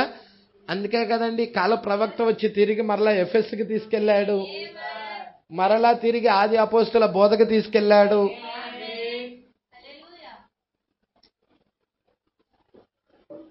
హల్లెలూయా. 110వ పేరా వైపుకి తిరుగుదాం. ఇప్పుడు మీరు దాన్ని చిత్రించినట్లయితే, అంటే ఒక చిత్రముగా గీసుకున్నట్లయితే, ఇప్పుడు నేను అక్కడ 5 ద్వారాలు గుర్తు పెట్టాలని అనుకుంటున్నా. దేనికి 5 ద్వారాలు? శరీరానికి. శరీరానికి ఎన్ని ద్వారాలు ఉన్నాయి? 5 ద్వారాలు ఉన్నాయి. అవి శరీరంలోకి వెళ్తాయి, అవి శరీరమును నియంత్రిస్తాయి. అక్కడ ఉన్నదో మీకు తెలుసా? అది ఎక్కడుందో మీకు తెలుసా? అవి 5 జ్ఞానేంద్రియాలు. శరీరమును ఎన్ని జ్ఞానేంద్రియాలు నియంత్రిస్తాయి? 5. శరీరాన్ని ఎన్ని జ్ఞానేంద్రియాలు నియంత్రిస్తాయి అంటే ఈ 5 జ్ఞానేంద్రియాల ద్వారాగా శరీరం పనిచేస్తుంది. అంటే ఆ 5 జ్ఞానేంద్రియాలు ఏంటంటే కన్ను, ముక్కు, అంటే కన్ను ద్వారా చూస్తాం, ముక్కు ద్వారా వాసన చూస్తాం, చెవి ద్వారా వింటాం, నోటి ద్వారాగా నాలుక ద్వారా రుచి చూస్తాం, చేతి ద్వారాగా స్పర్శిస్తాం. ఇవి 5 బాహ్య శరీరానికి ఉన్నాయి. 5 చూపు, రుచి, స్పర్శ, వాసన, వినికిడి. అవి నిజమేనా? అవి శరీరం, బయట ఆవరణములై. అవి శరీరం కాబట్టి నువ్వు వాటి మీద ఆధారపడలేవు. హల్లెలూయా. పట్టుకుంటున్నారండి? తర్వాత లోపలి ఆవరణం. బయట నుండి ఇప్పుడు మరలా నువ్వు ఎక్కడికి వెళ్తున్నావు? బయట ఒక వృత్తమునికి 5 ద్వారాలు ఎలాగున్నాయో లోపల కూడా ఆత్మకు కూడా 5 ద్వారాలు ఉన్నాయి. శరీరానికి 5 జ్ఞానేంద్రియాలు ఉన్నట్టుగానే ఆత్మకు కూడా 5 జ్ఞానేంద్రియాలు ఉన్నాయి. హల్లెలూయా. లోపల ఆవరణం, మనకు లోపల ఆవరణం ఉన్నది, అదియే తర్వాత బలిపీఠం. హల్లెలూయా. బలిపీఠం లోపల ఉన్నది, అది వీటితో వస్తుంది. స్పృహ, ఊహించుట, జ్ఞాపకము, కోరికలు మరియు ప్రేమ. హల్లెలూయా. పట్టుకుంటున్నారా? ఈ 5 జ్ఞానేంద్రియాలు లోపల ఆవరణమును నియంత్రిస్తాయి. హల్లెలూయా. మరి మనము ఆలోచిస్తాం, జ్ఞాపకం ఏదన్నా జరిగినవి కానీ లేకపోతే ఏదైనా జ్ఞాపకం. శరీరం ఆలోచిస్తుందా? శరీరము స్పృశిస్తుంది, లేకపోతే చూస్తుంది, వింటది, వాసన చూస్తుంది, రుచి చూస్తుంది, అంతే. ఆలోచన అనేది లోనున్న దాంతో చేస్తాం, బయట ఉన్న దాంతో చెయ్యం. హల్లెలూయా. మీరు ఈ విషయాలు జాగ్రత్తగా పట్టుకోవాలి. మరి బయటవి ఉన్నవి వేరు, లోనున్నవి వేరు. లోనున్నవి స్పృహ, ఊహించుట, జ్ఞాపకము, కోరికలు, ప్రేమ, హేతుబుద్ధి ఇలాగున్నాయి అన్నమాట. అనురాగం. జ్ఞానేంద్రియాలు లోపల ఆవరణమును నియంత్రిస్తాయి, అది ఏ ప్రాణం. ప్రేమ యొక్క అనుభూతి, అది ఏ ప్రాణం. ప్రేమ యొక్క మొదలైనవి. ఆ తర్వాత జ్ఞానేంద్రియం ఇక్కడే ఉన్నది. జ్ఞాపక శక్తి మరియు స్పృహ మరియు కరుణ మరియు మొదలైనవి మరియు ఊహ ఇవన్నీ కూడా 5 అన్నమాట. మీరు కూర్చొని మరియు కార్యాలను ఊహించగలరు. దానితో మీరేమి చెయ్యగలరు? దాన్ని మీరు శరీరంతో చెయ్యలేరు. శరీరంతో ఊహించుకుంటారా? మీ జ్ఞానేంద్రియాలతో మీరు ఊహించలేరు. అది లోపల ఆవరణం ఉన్నది. మీ శరీరం యొక్క జ్ఞానేంద్రియాలతో మీరు ఊహించలేరు. అది లోపల ఆవరణం ఉన్నది. ఆ లోపల ఆవరణమైన మనస్సు ద్వారాగా, అదేంటి, ఆత్మ ద్వారాగా మీరు ఊహించుకోగలరు. Praise lord. మీకు మొత్తం ఎన్ని ద్వారాలు ఉన్నాయి? 3. ఎన్నండి? శరీరం, ఆత్మ, ప్రాణం. మొత్తం ఎన్ని ద్వారాలు? మనం ఏం చేస్తున్నాం ఇప్పుడు? మనము దాన్ని పగలగొట్టుచున్నాం. మీరు దీన్ని తప్పిపోవద్దు. హల్లెలూయా. మీరు పట్టుకుంటున్నారా? దీన్ని ఏం చేస్తున్నాం? పగలగొడుతున్నాం. మీరు దీన్ని తప్పిపోవద్దని చెప్తున్నాడు. హల్లెలూయా. ఇప్పుడు మనం దాన్ని పగలగొట్టుచున్నాము, మీరు దాన్ని తప్పిపోవద్దు. శరీరము నుండి వస్తున్నది ఆ 5 జ్ఞానేంద్రియాలు. తర్వాత ప్రాణం. లోపల ఆవరణాలు ఉన్నాయి. కానీ ఇప్పుడు నీవు హృదయం దగ్గర వస్తున్నావు, గమనించారా? ఇప్పుడు అక్కడే నీవున్నావు. హల్లెలూయా. మంచి ఫిలిగ్రామ్ హోలీనెస్ వాళ్ళు, మెథడిస్టులు బయట ఉన్న బలిపీఠం దగ్గరే ఆగిపోయారు. అంటే బయట ఉన్న ఈ యొక్క మెథడిస్టులు, బాప్టిస్టులు వీళ్ళందరూ కూడా బయట ఆవరణం దగ్గరే, లూథర్లు వీళ్ళందరూ బయట ఆవరణం దగ్గర ఆగిపోయారు. గమనించారా? మీరు ఆవరణంలో ఉన్నారు, వీరు ఆవరణంలో ఉన్నారు. లూథర్లు కూడా మరియు మొదలైన వారు శరీరంలోనే ఉన్నారు వాళ్ళు. అది మొదటి, మీరు పట్టుకుంటున్నారా? మొదటి ఆవరణం. మొదటి ఆవరణంలోనే వీళ్ళు ఆగిపోయి ఉన్నారు. 5 జ్ఞానేంద్రియాల్లోనే ఉన్నారు. కన్ను ఏం చూడగలదు మరియు ఏం చేయగలదు? గమనించారా?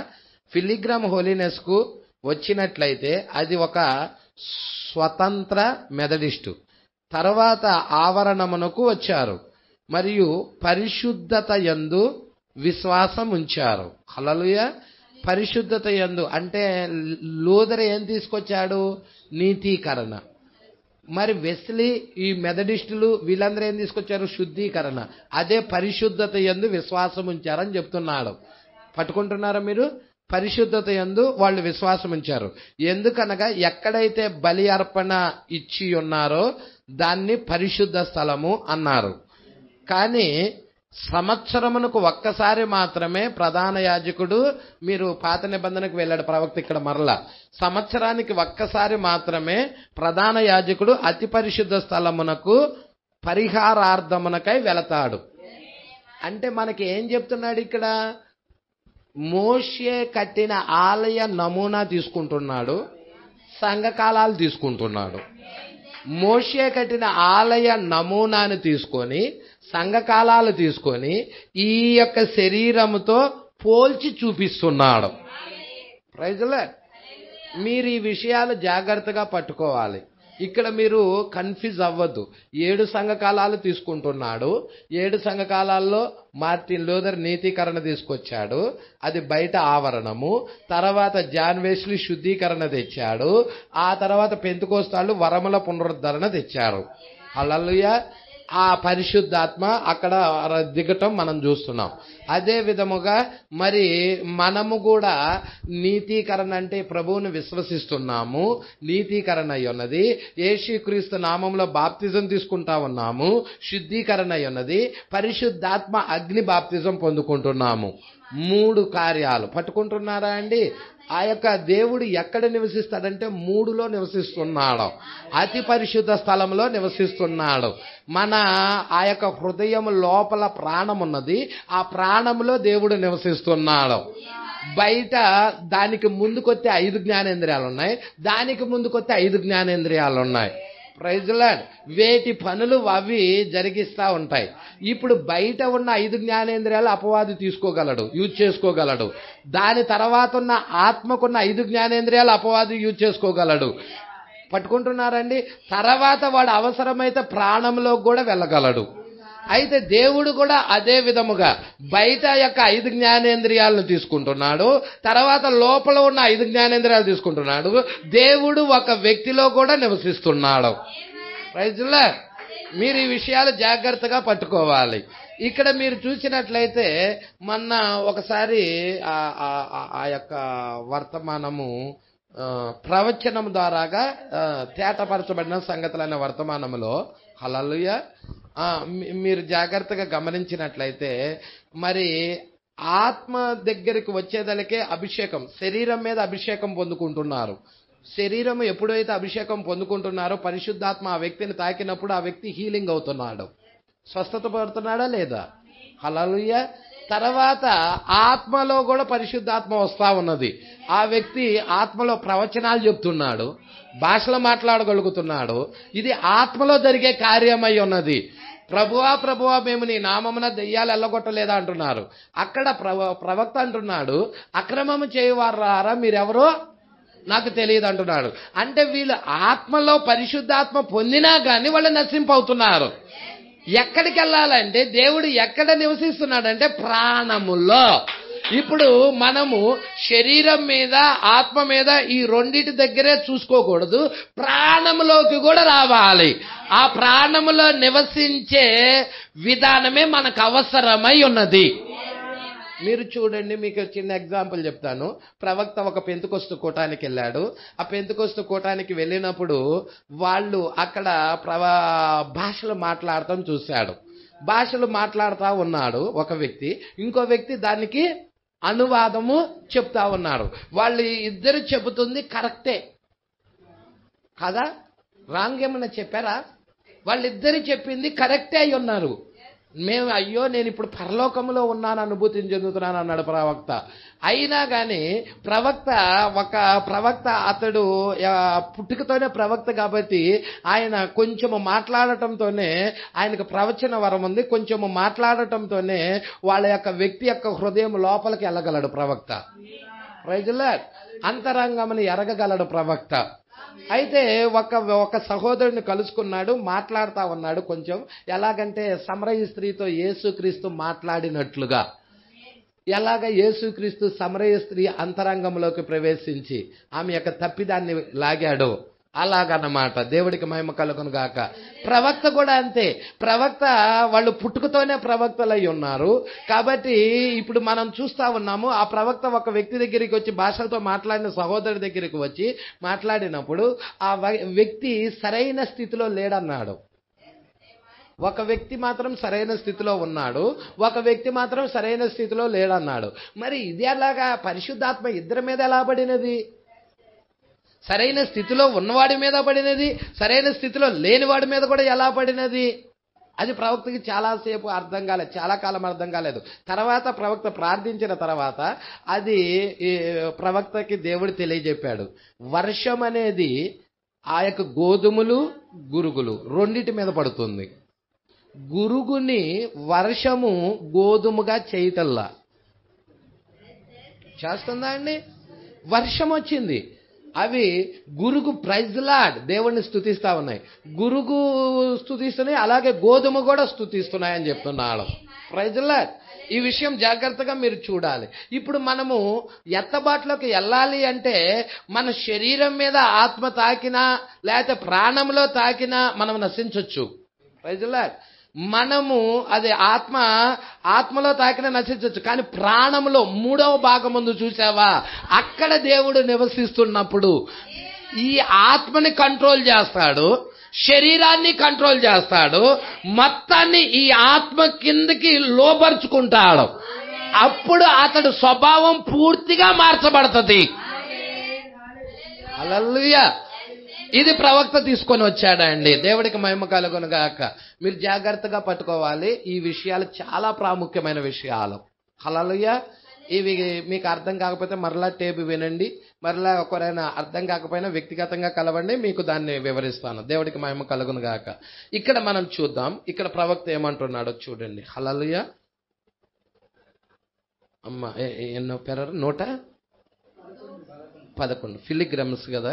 ఫిలిగ్రమ్ హోలీనెస్కు వచ్చినట్లయితే అది ఒక స్వతంత్ర మెథడిస్టు. తర్వాత ఆవరణమునకు వచ్చారు, వారు పరిశుద్ధత యందు విశ్వాసం ఉంచారు. ఎందుకనగా ఎక్కడైతే బలి అర్పణ ఇచ్చి ఉన్నారో దాన్ని పరిశుద్ధ స్థలం అన్నారు. కానీ సంవత్సరానికి ఒక్కసారి మాత్రం ప్రధాన యాజకుడు అతి పరిశుద్ధ స్థలమునకు పాప పరిహారార్థమునకై వెళ్తాడు. సంవత్సరానికి ఒక్కసారి. అక్కడ లూథరన్ కాలం ఉన్నది, తర్వాత మెథడిస్టుల కాలం ఉన్నది, ఆ తర్వాత ఈ కాలం ఉన్నది. సంఘము వెలుగు వస్తా ఉన్నది. మానవుని శరీరంలోనికి అమరిక వలె అది ఉన్నది. పట్టుకుంటున్నారా? ఇప్పుడు మనం దీని లోపలకు ఎలా వెళ్ళగలం? ఇప్పుడు గుర్తించుకోండి, అక్కడ ఒక తెర ఉన్నది. ఒక తెర అక్కడ పరిశుద్ధ స్థలమునకు మరి అతి పరిశుద్ధ స్థలమునకు మధ్యన ఉన్నది. అతి పరిశుద్ధమైన స్థలములో క్రీస్తు వచ్చి నీ హృదయం మందున్న సింహాసనంలో కూర్చుంటాడు. దేవుడు ఉండే ప్లేస్ ఏది? హృదయంలో. నీ హృదయంలో దేవుడు నివసిస్తాడు. అందుకే పౌలు గారు మీ హృదయం దేవుని ఆలయం అని మీరు ఎరగరా అన్నాడు. అంటే దేవుడి నివాసం ఉండేది అక్కడే, ఆయన ప్రాణంలో ఉంటాడు. పట్టుకుంటున్నారా మీరు? ఆ ప్రాణానికి, ఆ హృదయానికి మరి ఇటుపక్క 12 పక్కటెముకలు ఉంటాయి, ఇటుపక్క 12 పక్కటెముకలు, అంటే 24 పెద్దలకు సాదృశ్యం. ప్రజల్లో ఆ హృదయము చుట్టూరా నువ్వు చూస్తే 4 గదులు ఉంటాయి. సింహాసనము చుట్టూ 4 జీవులు ఉన్నట్లుగా 4 గదులు ఉంటాయి అన్నమాట. అంటే పరలోకపు నమూనా ప్రకారంగా ఈ మానవుడిని దేవుడు తయారు చేశాడు. హల్లెలూయా. మీరు ఈ విషయాలు జాగ్రత్తగా పట్టుకోండి. హృదయం అందున్న సింహాసనంలో ఆయన కూర్చుంటాడు. క్రీస్తు సింహాసనంలో కూర్చున్నాడు. క్రీస్తు ఎక్కడున్నాడు? సింహాసనం లోపల. ఆయన నీతీకరణ ద్వారా వస్తున్నాడు. నిజమేనా? నీలోకి దేవుడు రావాలంటే నీతీకరణ జరగాలి. రెండవది ఉంది, శుద్ధీకరణ ద్వారా. శుద్ధీకరణ అప్పుడు ఒక దాని చేత, నీరు ఒక సంగము చేత, ఒక క్రియ చేత, పట్టుకుంటున్నారా అండి? ఒకే ఆత్మ చేత. ఇక అక్కడ నుండి మనమందరం ఒక్క శరీరంలోనికి బాప్తిజం పొందుతున్నాం. అంటే ఇక్కడ ఏం తీసుకున్నాడో చూసారా? మీరు నీతీకరణ నీరై ఉన్నది, నోవాహు కాలము నీతీకరణ కాలమై ఉన్నది, నీటి బాప్తిజం ఇచ్చాడు భూమికి. తర్వాత యేసుక్రీస్తు వచ్చినప్పుడు రక్తము బాప్తిజం ఇచ్చాడు, అది శుద్ధీకరణ కాలమై ఉన్నది. తర్వాత అగ్ని బాప్తిజం కొరకు ఎదురు చూస్తుంది. ఇప్పుడు అగ్ని బాప్తిజము, మనం అగ్ని బాప్తిజం పొందుకోవలసిన వారమై ఉన్నాము. Praise lord. అగ్ని బాప్తిజం ఎప్పుడైతే మనలో జరుగుతున్నదో దేవుడు మనలో జీవిస్తాడు. హల్లెలూయా. ఇక్కడ మీరు చూడండి, ఈ విషయాలు ప్రకృతికి ఏం జరుగుతున్నాయో, సంఘానికి ఏం జరుగుతున్నాయో, మనిషికి ఏం జరుగుతున్నాయో అన్ని మీరు జాగ్రత్తగా పట్టుకోవాలని కోరుకుంటున్నాను. ఒకే ఆత్మ చేత ఇక్కడ నుండి మనమందరం ఒక్క శరీరంలోనికి బాప్తిజం పొంది ఉన్నాం. అదే క్రీస్తు యొక్క శరీరం. దేని చేత? పరిశుద్ధాత్మ చేత. హల్లెలూయా. ఎవరు లోపలికి వచ్చారు? మెథడిస్టులు, బాప్టిస్టులు, ప్రెస్బిటేరియన్లు, పెంతెకోస్తులు, ఇచ్చయించు వారు ఎవరైనా కావచ్చు. వీళ్ళల్లో ఎవరైనా కావచ్చు, లోనకి రావచ్చు. హల్లెలూయా. అక్కడ ఏముంది? మధ్యలో తెర ఉంది. పరిశుద్ధ స్థలానికి, అతి పరిశుద్ధ స్థలానికి మధ్యలో తెర ఉంది. ఇంతకా తెర అనేది ఏంటి? హల్లెలూయా. ఆ తెర ఏమిటో ప్రవక్త చెప్తా ఉన్నాడు. దేవుడికి మహిమ కలుగును గాక. మీరు ఈ విషయాలు పట్టుకుంటున్నారు అనుకుంటున్నాను. జాగ్రత్తగా పట్టుకోండి. హల్లెలూయా. ఇక్కడ తెర, ఇక్కడ మీరు చూసారా? నీతీకరణ దాటుకొని ఒక వ్యక్తి ఎక్కడికి వస్తున్నాడు? శుద్ధీకరణలోనికి వస్తున్నాడు. శుద్ధీకరణ దగ్గరకు వచ్చి ఆగిపోతే అక్కడ ప్రయోజనం ఏదైనా ఉందా? ఇజ్రాయేల్ ప్రజలు అరణ్యంలోనే నశించారు. శుద్ధీకరణ దగ్గరకు వచ్చే నశించారు వాళ్ళు. అంటే నీతీకరణ దాటారు, శుద్ధీకరణ దగ్గరికి వచ్చారు. మూడవది, వాళ్ళు పరిశుద్ధాత్మ బాప్తిజం దగ్గరికి రాలేకపోయారు. ఆ వాగ్దానం కానాను దగ్గరికి రాలేకపోయారు. అంటే ఇద్దరే స్వతంత్రించుకున్నారు. ప్రజల చాలా మంది ఎక్కడ ఆగిపోయారు? అరణ్యంలోనే ఆగిపోయి ఉన్నారు. ప్రజల ఈ రోజు సంఘము కూడా అలాంటి స్థితిలోనే ఉన్నది అంటున్నాడు ప్రవక్త. దేవుడికి మహిమ కలుగును గాక. ఇక్కడ చూడండి, చాలా మంది ఇక్కడ కొంతమంది పేర్లు చెప్పారండి. కొన్ని సంఘాల పేర్లు మెథడిస్ట్ అని, బాప్టిస్ట్ అని, ప్రెస్బిటేరియన్ అని, పెంతెకోస్తు అని. హల్లెలూయా. ఇచ్చయించు వారు ఎవరైనా కావచ్చు. ఆ తెర నీ హృదయమునకు అడ్డుగా ఉన్నది. నీ హృదయమునకు ఆ తెర అనేది అడ్డుగా ఉన్నది. దేవుడు ఎక్కడుండేది? హృదయములో. అంటే ఇప్పుడు హృదయమునకు అడ్డుగా ఏమొచ్చినది? తెర అనేది వచ్చినది. ఇప్పుడు ఈ తెర తీసేసుకోవాలి. ఈ తెర చించేయబడాలి. ఈ తెర తొలగించుకొని మనం లోనికి వెళ్ళాలి. అప్పుడు దేవుడిని కలుసుకోగలం. హల్లెలూయా. ఇంతకా తెర అనేది ఏమిటో ప్రవక్త మాట్లాడుతున్నాడు. నీ హృదయమునకు అడ్డుగా ఉన్నది ఆ తెర. ఆ తెర ఏమిటో మీకు తెలుసా? సిద్ధముగా ఉన్నారా? మీరందరూ సిద్ధంగా ఉన్నారా? ఆ తెర ఏదో కాదు, నీ సొంత ఇచ్చ. నీ సొంత ఇచ్చ అంటే కోరిక. ఇచ్చ అంటే ఏంటి? కోరిక. హల్లెలూయా. ఇప్పుడు ఆ తెరను చించుకొని వెళ్ళాలి. అది పగలగొట్టుకొని వెళ్ళాలి. Praise the lord. ఎప్పుడైతే ఆ కోరిక, ఆ ఇచ్చ అనేది పగలగొట్టుకొని చించుకొని వెళతావో దేవుణ్ణి కలుసుకోగలవు. హల్లెలూయా.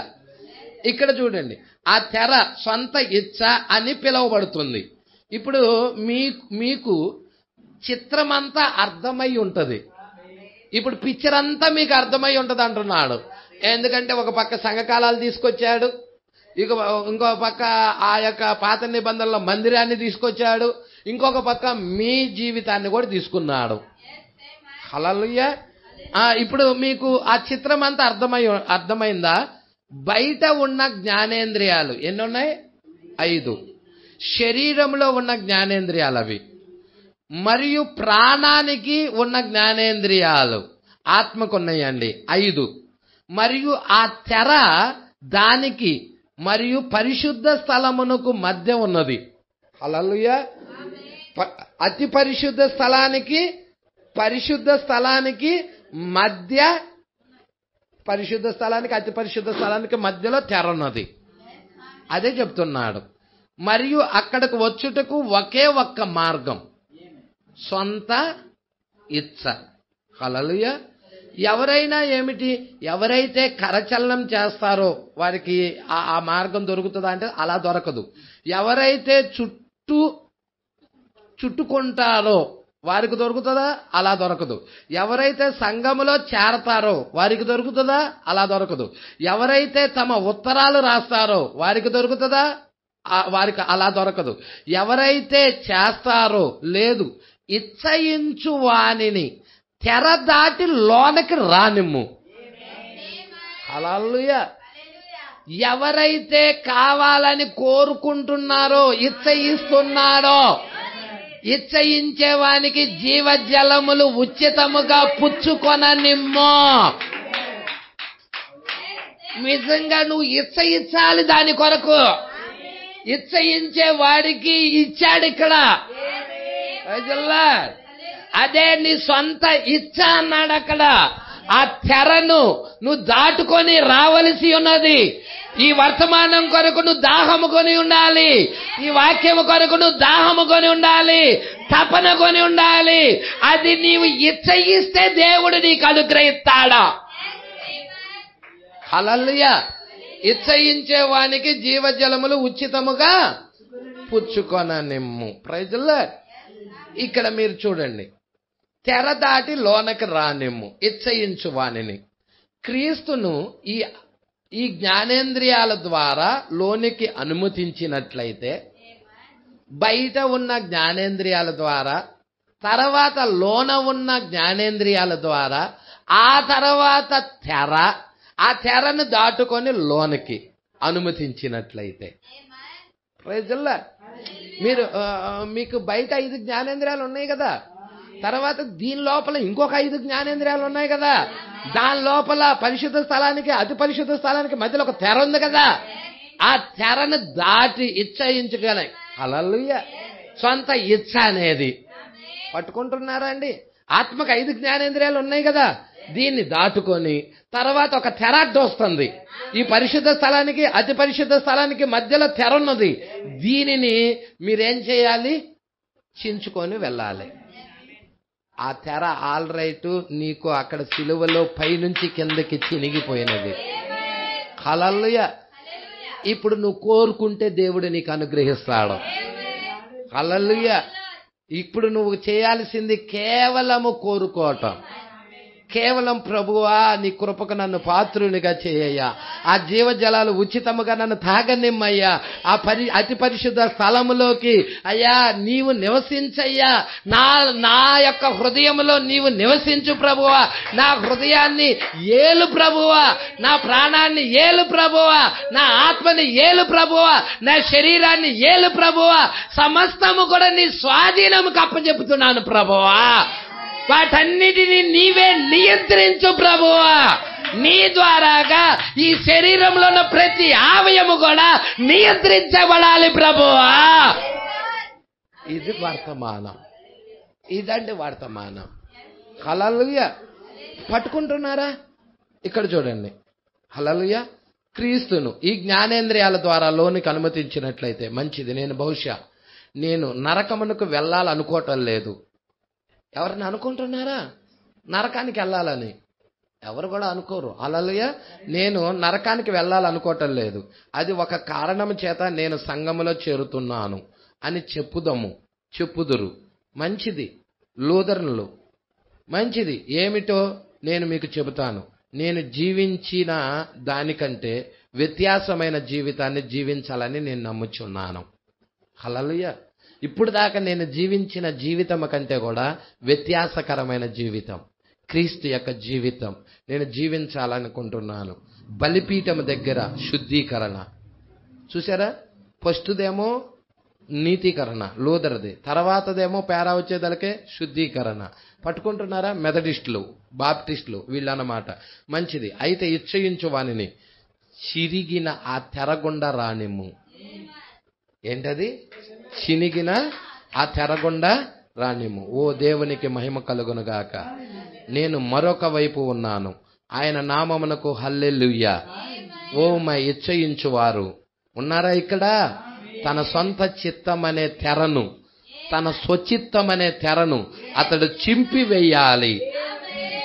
మరియు దేవుణ్ణి అతడు హృదయంలోనికి రానియాలి. మానవుని హృదయంలోని తన తీర్పు సింహాసనములో క్రీస్తు ఉన్నాడు. ఏం జరగనై ఉన్నది అంటే తీర్పు సింహాసనం ఎక్కడ పెట్టాడు? ఇప్పుడు మానవుని హృదయం లోపల తీర్పు సింహాసనం ఉంది, అక్కడ క్రీస్తు ఉన్నాడు. హల్లెలూయా. దేవదూతలకు తీర్పు తీర్చుదురని ఎరగరా? ఈ లోకానికి మీరు తీర్పు తీర్చుదురని ఎరగరా? Praise the Lord. ఇప్పుడు తీర్పు సింహాసనం ఎక్కడున్నది? హృదయం లోపల. దాని లోపల ఎవరున్నారు? క్రీస్తున్నాడు. హల్లెలూయా. చాలా జాగ్రత్తగా పట్టుకుంటున్నారా? ఈ పేరాతో ముగిద్దామండి. నీవనవచ్చు, నేను చేయవలసినది మంచిది, నేను మురికి హాస్యోక్తులు చెబుతాను. ఏంటండి? మురికి హాస్యోక్తులు చెబుతాను, అదేమి నాకు తీర్పు తీర్చదలే. ఎందుకు? తీర్పు తీర్చుటకు నీవేమీ పొందుకోలేదు. ఇంకా ఆత్మను పొందుకోలేదు అంటున్నాడు. దేవుడు ఆ యొక్క హృదయంలోకి ఇంకా రాలేదు. అది రాలేదు కాబట్టి ఆ సరసోక్తుల్లో ఉండిపోయావు, ఆ లోక సంబంధమైన కార్యాలతో ఉండిపోయావు. ప్రవక్త ఒక వర్తమానంలో అంటాడు, యేసుక్రీస్తు పొగ తాగుతాడని మీరు అనుకుంటున్నారా? యేసుక్రీస్తు ఈ యొక్క చుట్ట గాని మందు గాని ఇవి తాగుతాడని మీరు అనుకుంటున్నారా? ఈ వ్యసనాలు అసలు తాగడాయన. మరి ఈ వ్యసనాలు ఒక వ్యక్తి తాగుతా దేవుణ్ణి కలిగి ఉన్నామని ఎలా చెప్పగలుగుతున్నాడు? అతని హృదయంలో దేవుడే లేడంటుండు. మరి అతడు ప్రవచించచ్చా? భాషలకు అర్థం చెప్పచ్చా? మరి పెంతెకొస్తు దినమున ప్రవక్త కలుసుకున్నప్పుడు మరి అతడు భాషలకు అర్థం చెప్పాడు. అతని జీవితం సరిగా లేదు కానీ చెప్పాడు. Praise the lord. ఆత్మ అనేది ఇది పరిశుద్ధ ఆత్మ. నీ ఆత్మలోకి వచ్చినా నువ్వు నశిపిస్తావు, కానీ ప్రాణంలో ఉండాలి. ఇది ప్రాముఖ్యం. ఎప్పుడైతే పరిశుద్ధాత్మ ప్రాణంలోకి వస్తుందో ఆ ప్రాణములో ఉన్న పరిశుద్ధాత్మ నీ ఆత్మను స్వాధీనపరుచుకుంటది. ఆత్మకున్న 5 జ్ఞానేంద్రియాలను లోపరుచుకుంటది. ఈ ఆత్మకున్న 5 జ్ఞానేంద్రియాలను ఎప్పుడైతే లోపరుచుకుంటుందో తర్వాత నీ శరీరానికి ఉన్న 5 జ్ఞానేంద్రియాలు లోపడతాయి. అంటే సమస్తము కూడా క్రీస్తుకు లోపడతాయి. Praise the lord. నీ లోపల ఉన్న సింహాసనం మీద ఆసీనుడై ఉన్న వానికి లోబడతాయి అవి. అందుకే ప్రవక్త క్రీస్తుకు ఒక ఖైదీ అయ్యాడు. పౌలు క్రీస్తుకు ఒక ఖైదీ అయ్యారు. అపోస్తులు క్రీస్తుకి ఖైదీలుగా ఉన్నారు. ఈరోజు వధువు కూడా క్రీస్తుకు ఒక ఖైదీగా ఉంటది. అందుకంటున్నాడు, దాన్ని బయటకి తీసివేయటకు అక్కడ ఎవరూ లేరు, అక్కడ నీకు తీర్పు తీర్చుటకు ఎవరూ లేరు. హల్లెలూయా. మంచిది, నేను నీకు చెప్తాను. ఆ స్త్రీ ఎలా అనవచ్చు, నేను కత్తిరించుకొనిన వెంట్రుకలను కలిగి ఉంటాను, అంటే జుట్టు కత్తిరించుకుంటానని అనొచ్చు. అది నాకు తీర్పు తీర్చదు. ఏ ఆశ్చర్యం లేదు. గమనించారా? లేదు. నేను కురచ దుస్తులు ధరిస్తాను, నేను దాన్ని చేస్తానని అనొచ్చు. పురుషుడు ఎలా అనవచ్చు, సిగరెట్లు పొగ తాగుట అనేది నన్నేమీ బాధించదు, కొద్దిగా పేకాట ఆడుట అలాంటి కార్యాలవి నన్నేమీ బాధించదు. పాచికలతో ఆడే ఒక జోద క్రీడ డైస్ అంటది, ఆడితే నన్నేమీ బాధించదు. మరియు వారేమి చేసినప్పటికీ అది నన్నేమీ బాధించదు. మరియు వారు ఇంకను సంగమునకు సంబంధించిన వారే. అంటే ఇవన్నీ చేస్తున్న వాళ్ళు బయటోళ్ళు కాదు, సంఘమునకు సంబంధించిన వారే, రక్షించబడ్డామని చెప్పుకుంటున్న వారే. మరి వారు భాషలు మాట్లాడచ్చు, వాళ్ళు ప్రవచనం చెప్పచ్చు, వాళ్ళు అన్ని చేయొచ్చు, కానీ వాళ్ళు ఈ క్రియలు ఉన్నాయి. వీళ్ళ మార్పు రాలేదు. ఎందుకు రాలేదు? ప్రాణంలో దేవుడు లేడు. ఇది ఇంపార్టెంట్ సహోదరుడా. ప్రాణంలో ఉంటే దేవుడైనా ఉండాలి, లేకపోతే అపవాదైనా ఉండాలి. Praise the lord. మరి అపవాది ఉన్నప్పుడు పెట్టి యొక్క చెడు క్రియకు వాడు వెళ్ళిపోతా ఉంటాడు. అదే దేవుడు ఉన్నప్పుడు దేవుడు వాక్యానికి ప్రతిదీ కూడా లోపరుస్తూ ఉంటాడు. Praise the lord. శరీరాన్ని లోబరుస్తాడు, ఆత్మను లోబరుస్తాడు, చివరికి ప్రాణాన్ని కూడా దేవుడు ఆ ప్రాణంలో నివసించి మొత్తము కూడా తనకి ప్రాణము, ఆత్మ, శరీరాన్ని ఆ వాక్యానికి విధేయుడై లోబరుస్తాడు. హల్లెలూయా. అందుకే అన్నాడు యేసుక్రీస్తు, మరి చెట్టు యొక్క ఫలములను బట్టి మీరు ఆ చెట్టును నిర్ధారించవచ్చు అని. అంటే క్రియలను బట్టి. Praise the lord. ఇక్కడ మీరు చూడండి, అది నన్నేమి బాధించదు. మరి వారేమి చేసినప్పటికీ అది నన్నేమి బాధించదు. మరియు వారు ఇంకా సంగమనకు సంబంధించిన వారు. గమనించారా? ఇది చేయుట వలన నన్నేమి బాధించదు. ఎందుకు? నీకు తీర్పు తీర్చుటకు అక్కడ ఏమీ లేదు. దేవుడు ఏమన్నా ఉన్నాడా లోన? హృదయం లోపల ఏమన్నా ఉన్నాడా? లేడు. హల్లెలూయా. అందుకే ఇతడు దేవుడి యొక్క తీర్పు దినాన నిలబడుతున్నాడు. క్రీస్తు లోపలికి వచ్చినప్పుడు నీ హృదయంలో నీవు ఒక బలిపీఠం కట్టి ఉంటావు.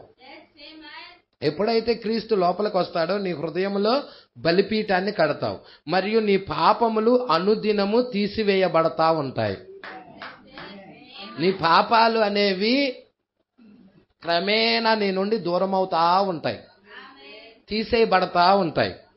ఆ గొప్ప పరిశుద్ధుడైన పౌలు ఈ విధముగా చెబుతున్నాడు, అనుదినము నేను మరణిస్తున్నాను, ఇంకను జీవించువాడను నేను కాదు, క్రీస్తే నా యందు జీవించుచున్నాడు. అక్కడనే లోపల తెర ఉన్నది సహోదరుడా. ఆ లోపల తెరలోనే దేవుడు నివసించేది. అక్కడే దేవుడు ఉన్నాడు. ఓ సహోదరి సహోదరుడా, త్వరపడుము. నాకు తెలుసు, లేదు నేను దాన్ని పూర్తి చేయలేను, నేను సమయాన్ని దాటిపోయాను. చూద్దాం. గమనించారా? నేను 24 పెద్దలు తీసుకుంటాను. ఇక్కడి నుంచి 24 పెద్దల గురించి ప్రవక్త మాట్లాడుతూ వస్తున్నాడు. మరి 115వ పేరా నుండి నెక్స్ట్ వారం ధ్యానం చేద్దాం. ఇప్పటి వరకు మీరు ఆ 3 పిక్చర్లు ఏంటి? శరీరము, ఆత్మ, ప్రాణం. ఇది పట్టుకుంటున్నారా అండి? హల్లెలూయా. ఆవరణము, పరిశుద్ధ స్థలము, అతి పరిశుద్ధ, నీతీకరణ, శుద్ధీకరణ, పరిశుద్ధాత్మ బాప్తిజం. మీరు చూడండి, సంఘకాలాల్లో ఎఫెస్సులో వాడు క్రియలతో ప్రారంభించాడు అపవాది. తర్వాత వాడు బోధగా మారాడు. తర్వాత చట్టమైంది. ఆ తర్వాత తుయితేర సంఘకాలం వచ్చేదలకి సాతానుడు 1000 ఏండ్ల పరిపాలనా కాలం. అది ప్రవక్త సంఘకాలాల్లో చెప్పాడు. తుయితేర సంఘకాలం అనేది సాతాను 1000 ఏండ్ల పాలన. అదే విధముగా యేసుక్రీస్తు 1000 ఏండ్ల పాలన కూడా మనం చూస్తున్నాము. లూథర్ ద్వారా నీతీకరణ వస్తుంది, వెస్లీ ద్వారా శుద్ధీకరణ వస్తుంది, పెంతెకోస్తాల ద్వారాగా వరముల పునరుద్ధరణ వస్తుంది, తర్వాత 1000 ఏండ్ల పరిపాలన. ఇప్పుడు మనము 1000 ఏండ్ల పరిపాలనలోనికి వెళ్ళబోతున్నాము. Praise the Lord. మీరు పట్టుకుంటున్నారా అండి? మరి ఈ విషయాలన్నీ మీరు గమనించండి. ఆ యొక్క దేవుడు నివసించే ప్లేస్ అన్నమాట, అతి పరిశుద్ధ స్థలం. దేవుడు అక్కడ నివసిస్తూ ఉంటాడు. హల్లెలూయా. మనము ప్రతిదీ కూడా దేవుడికి సమర్పించుకుందాం. అర్పించుకుందామా? ఎంతమంది రాత్రికాల సమయంలో ఆయనకు అర్పించుకోవటానికి ఇష్టపడుతున్నారు? దేవుడు మాటలు దీవించి ఆశీర్వదించును గాక.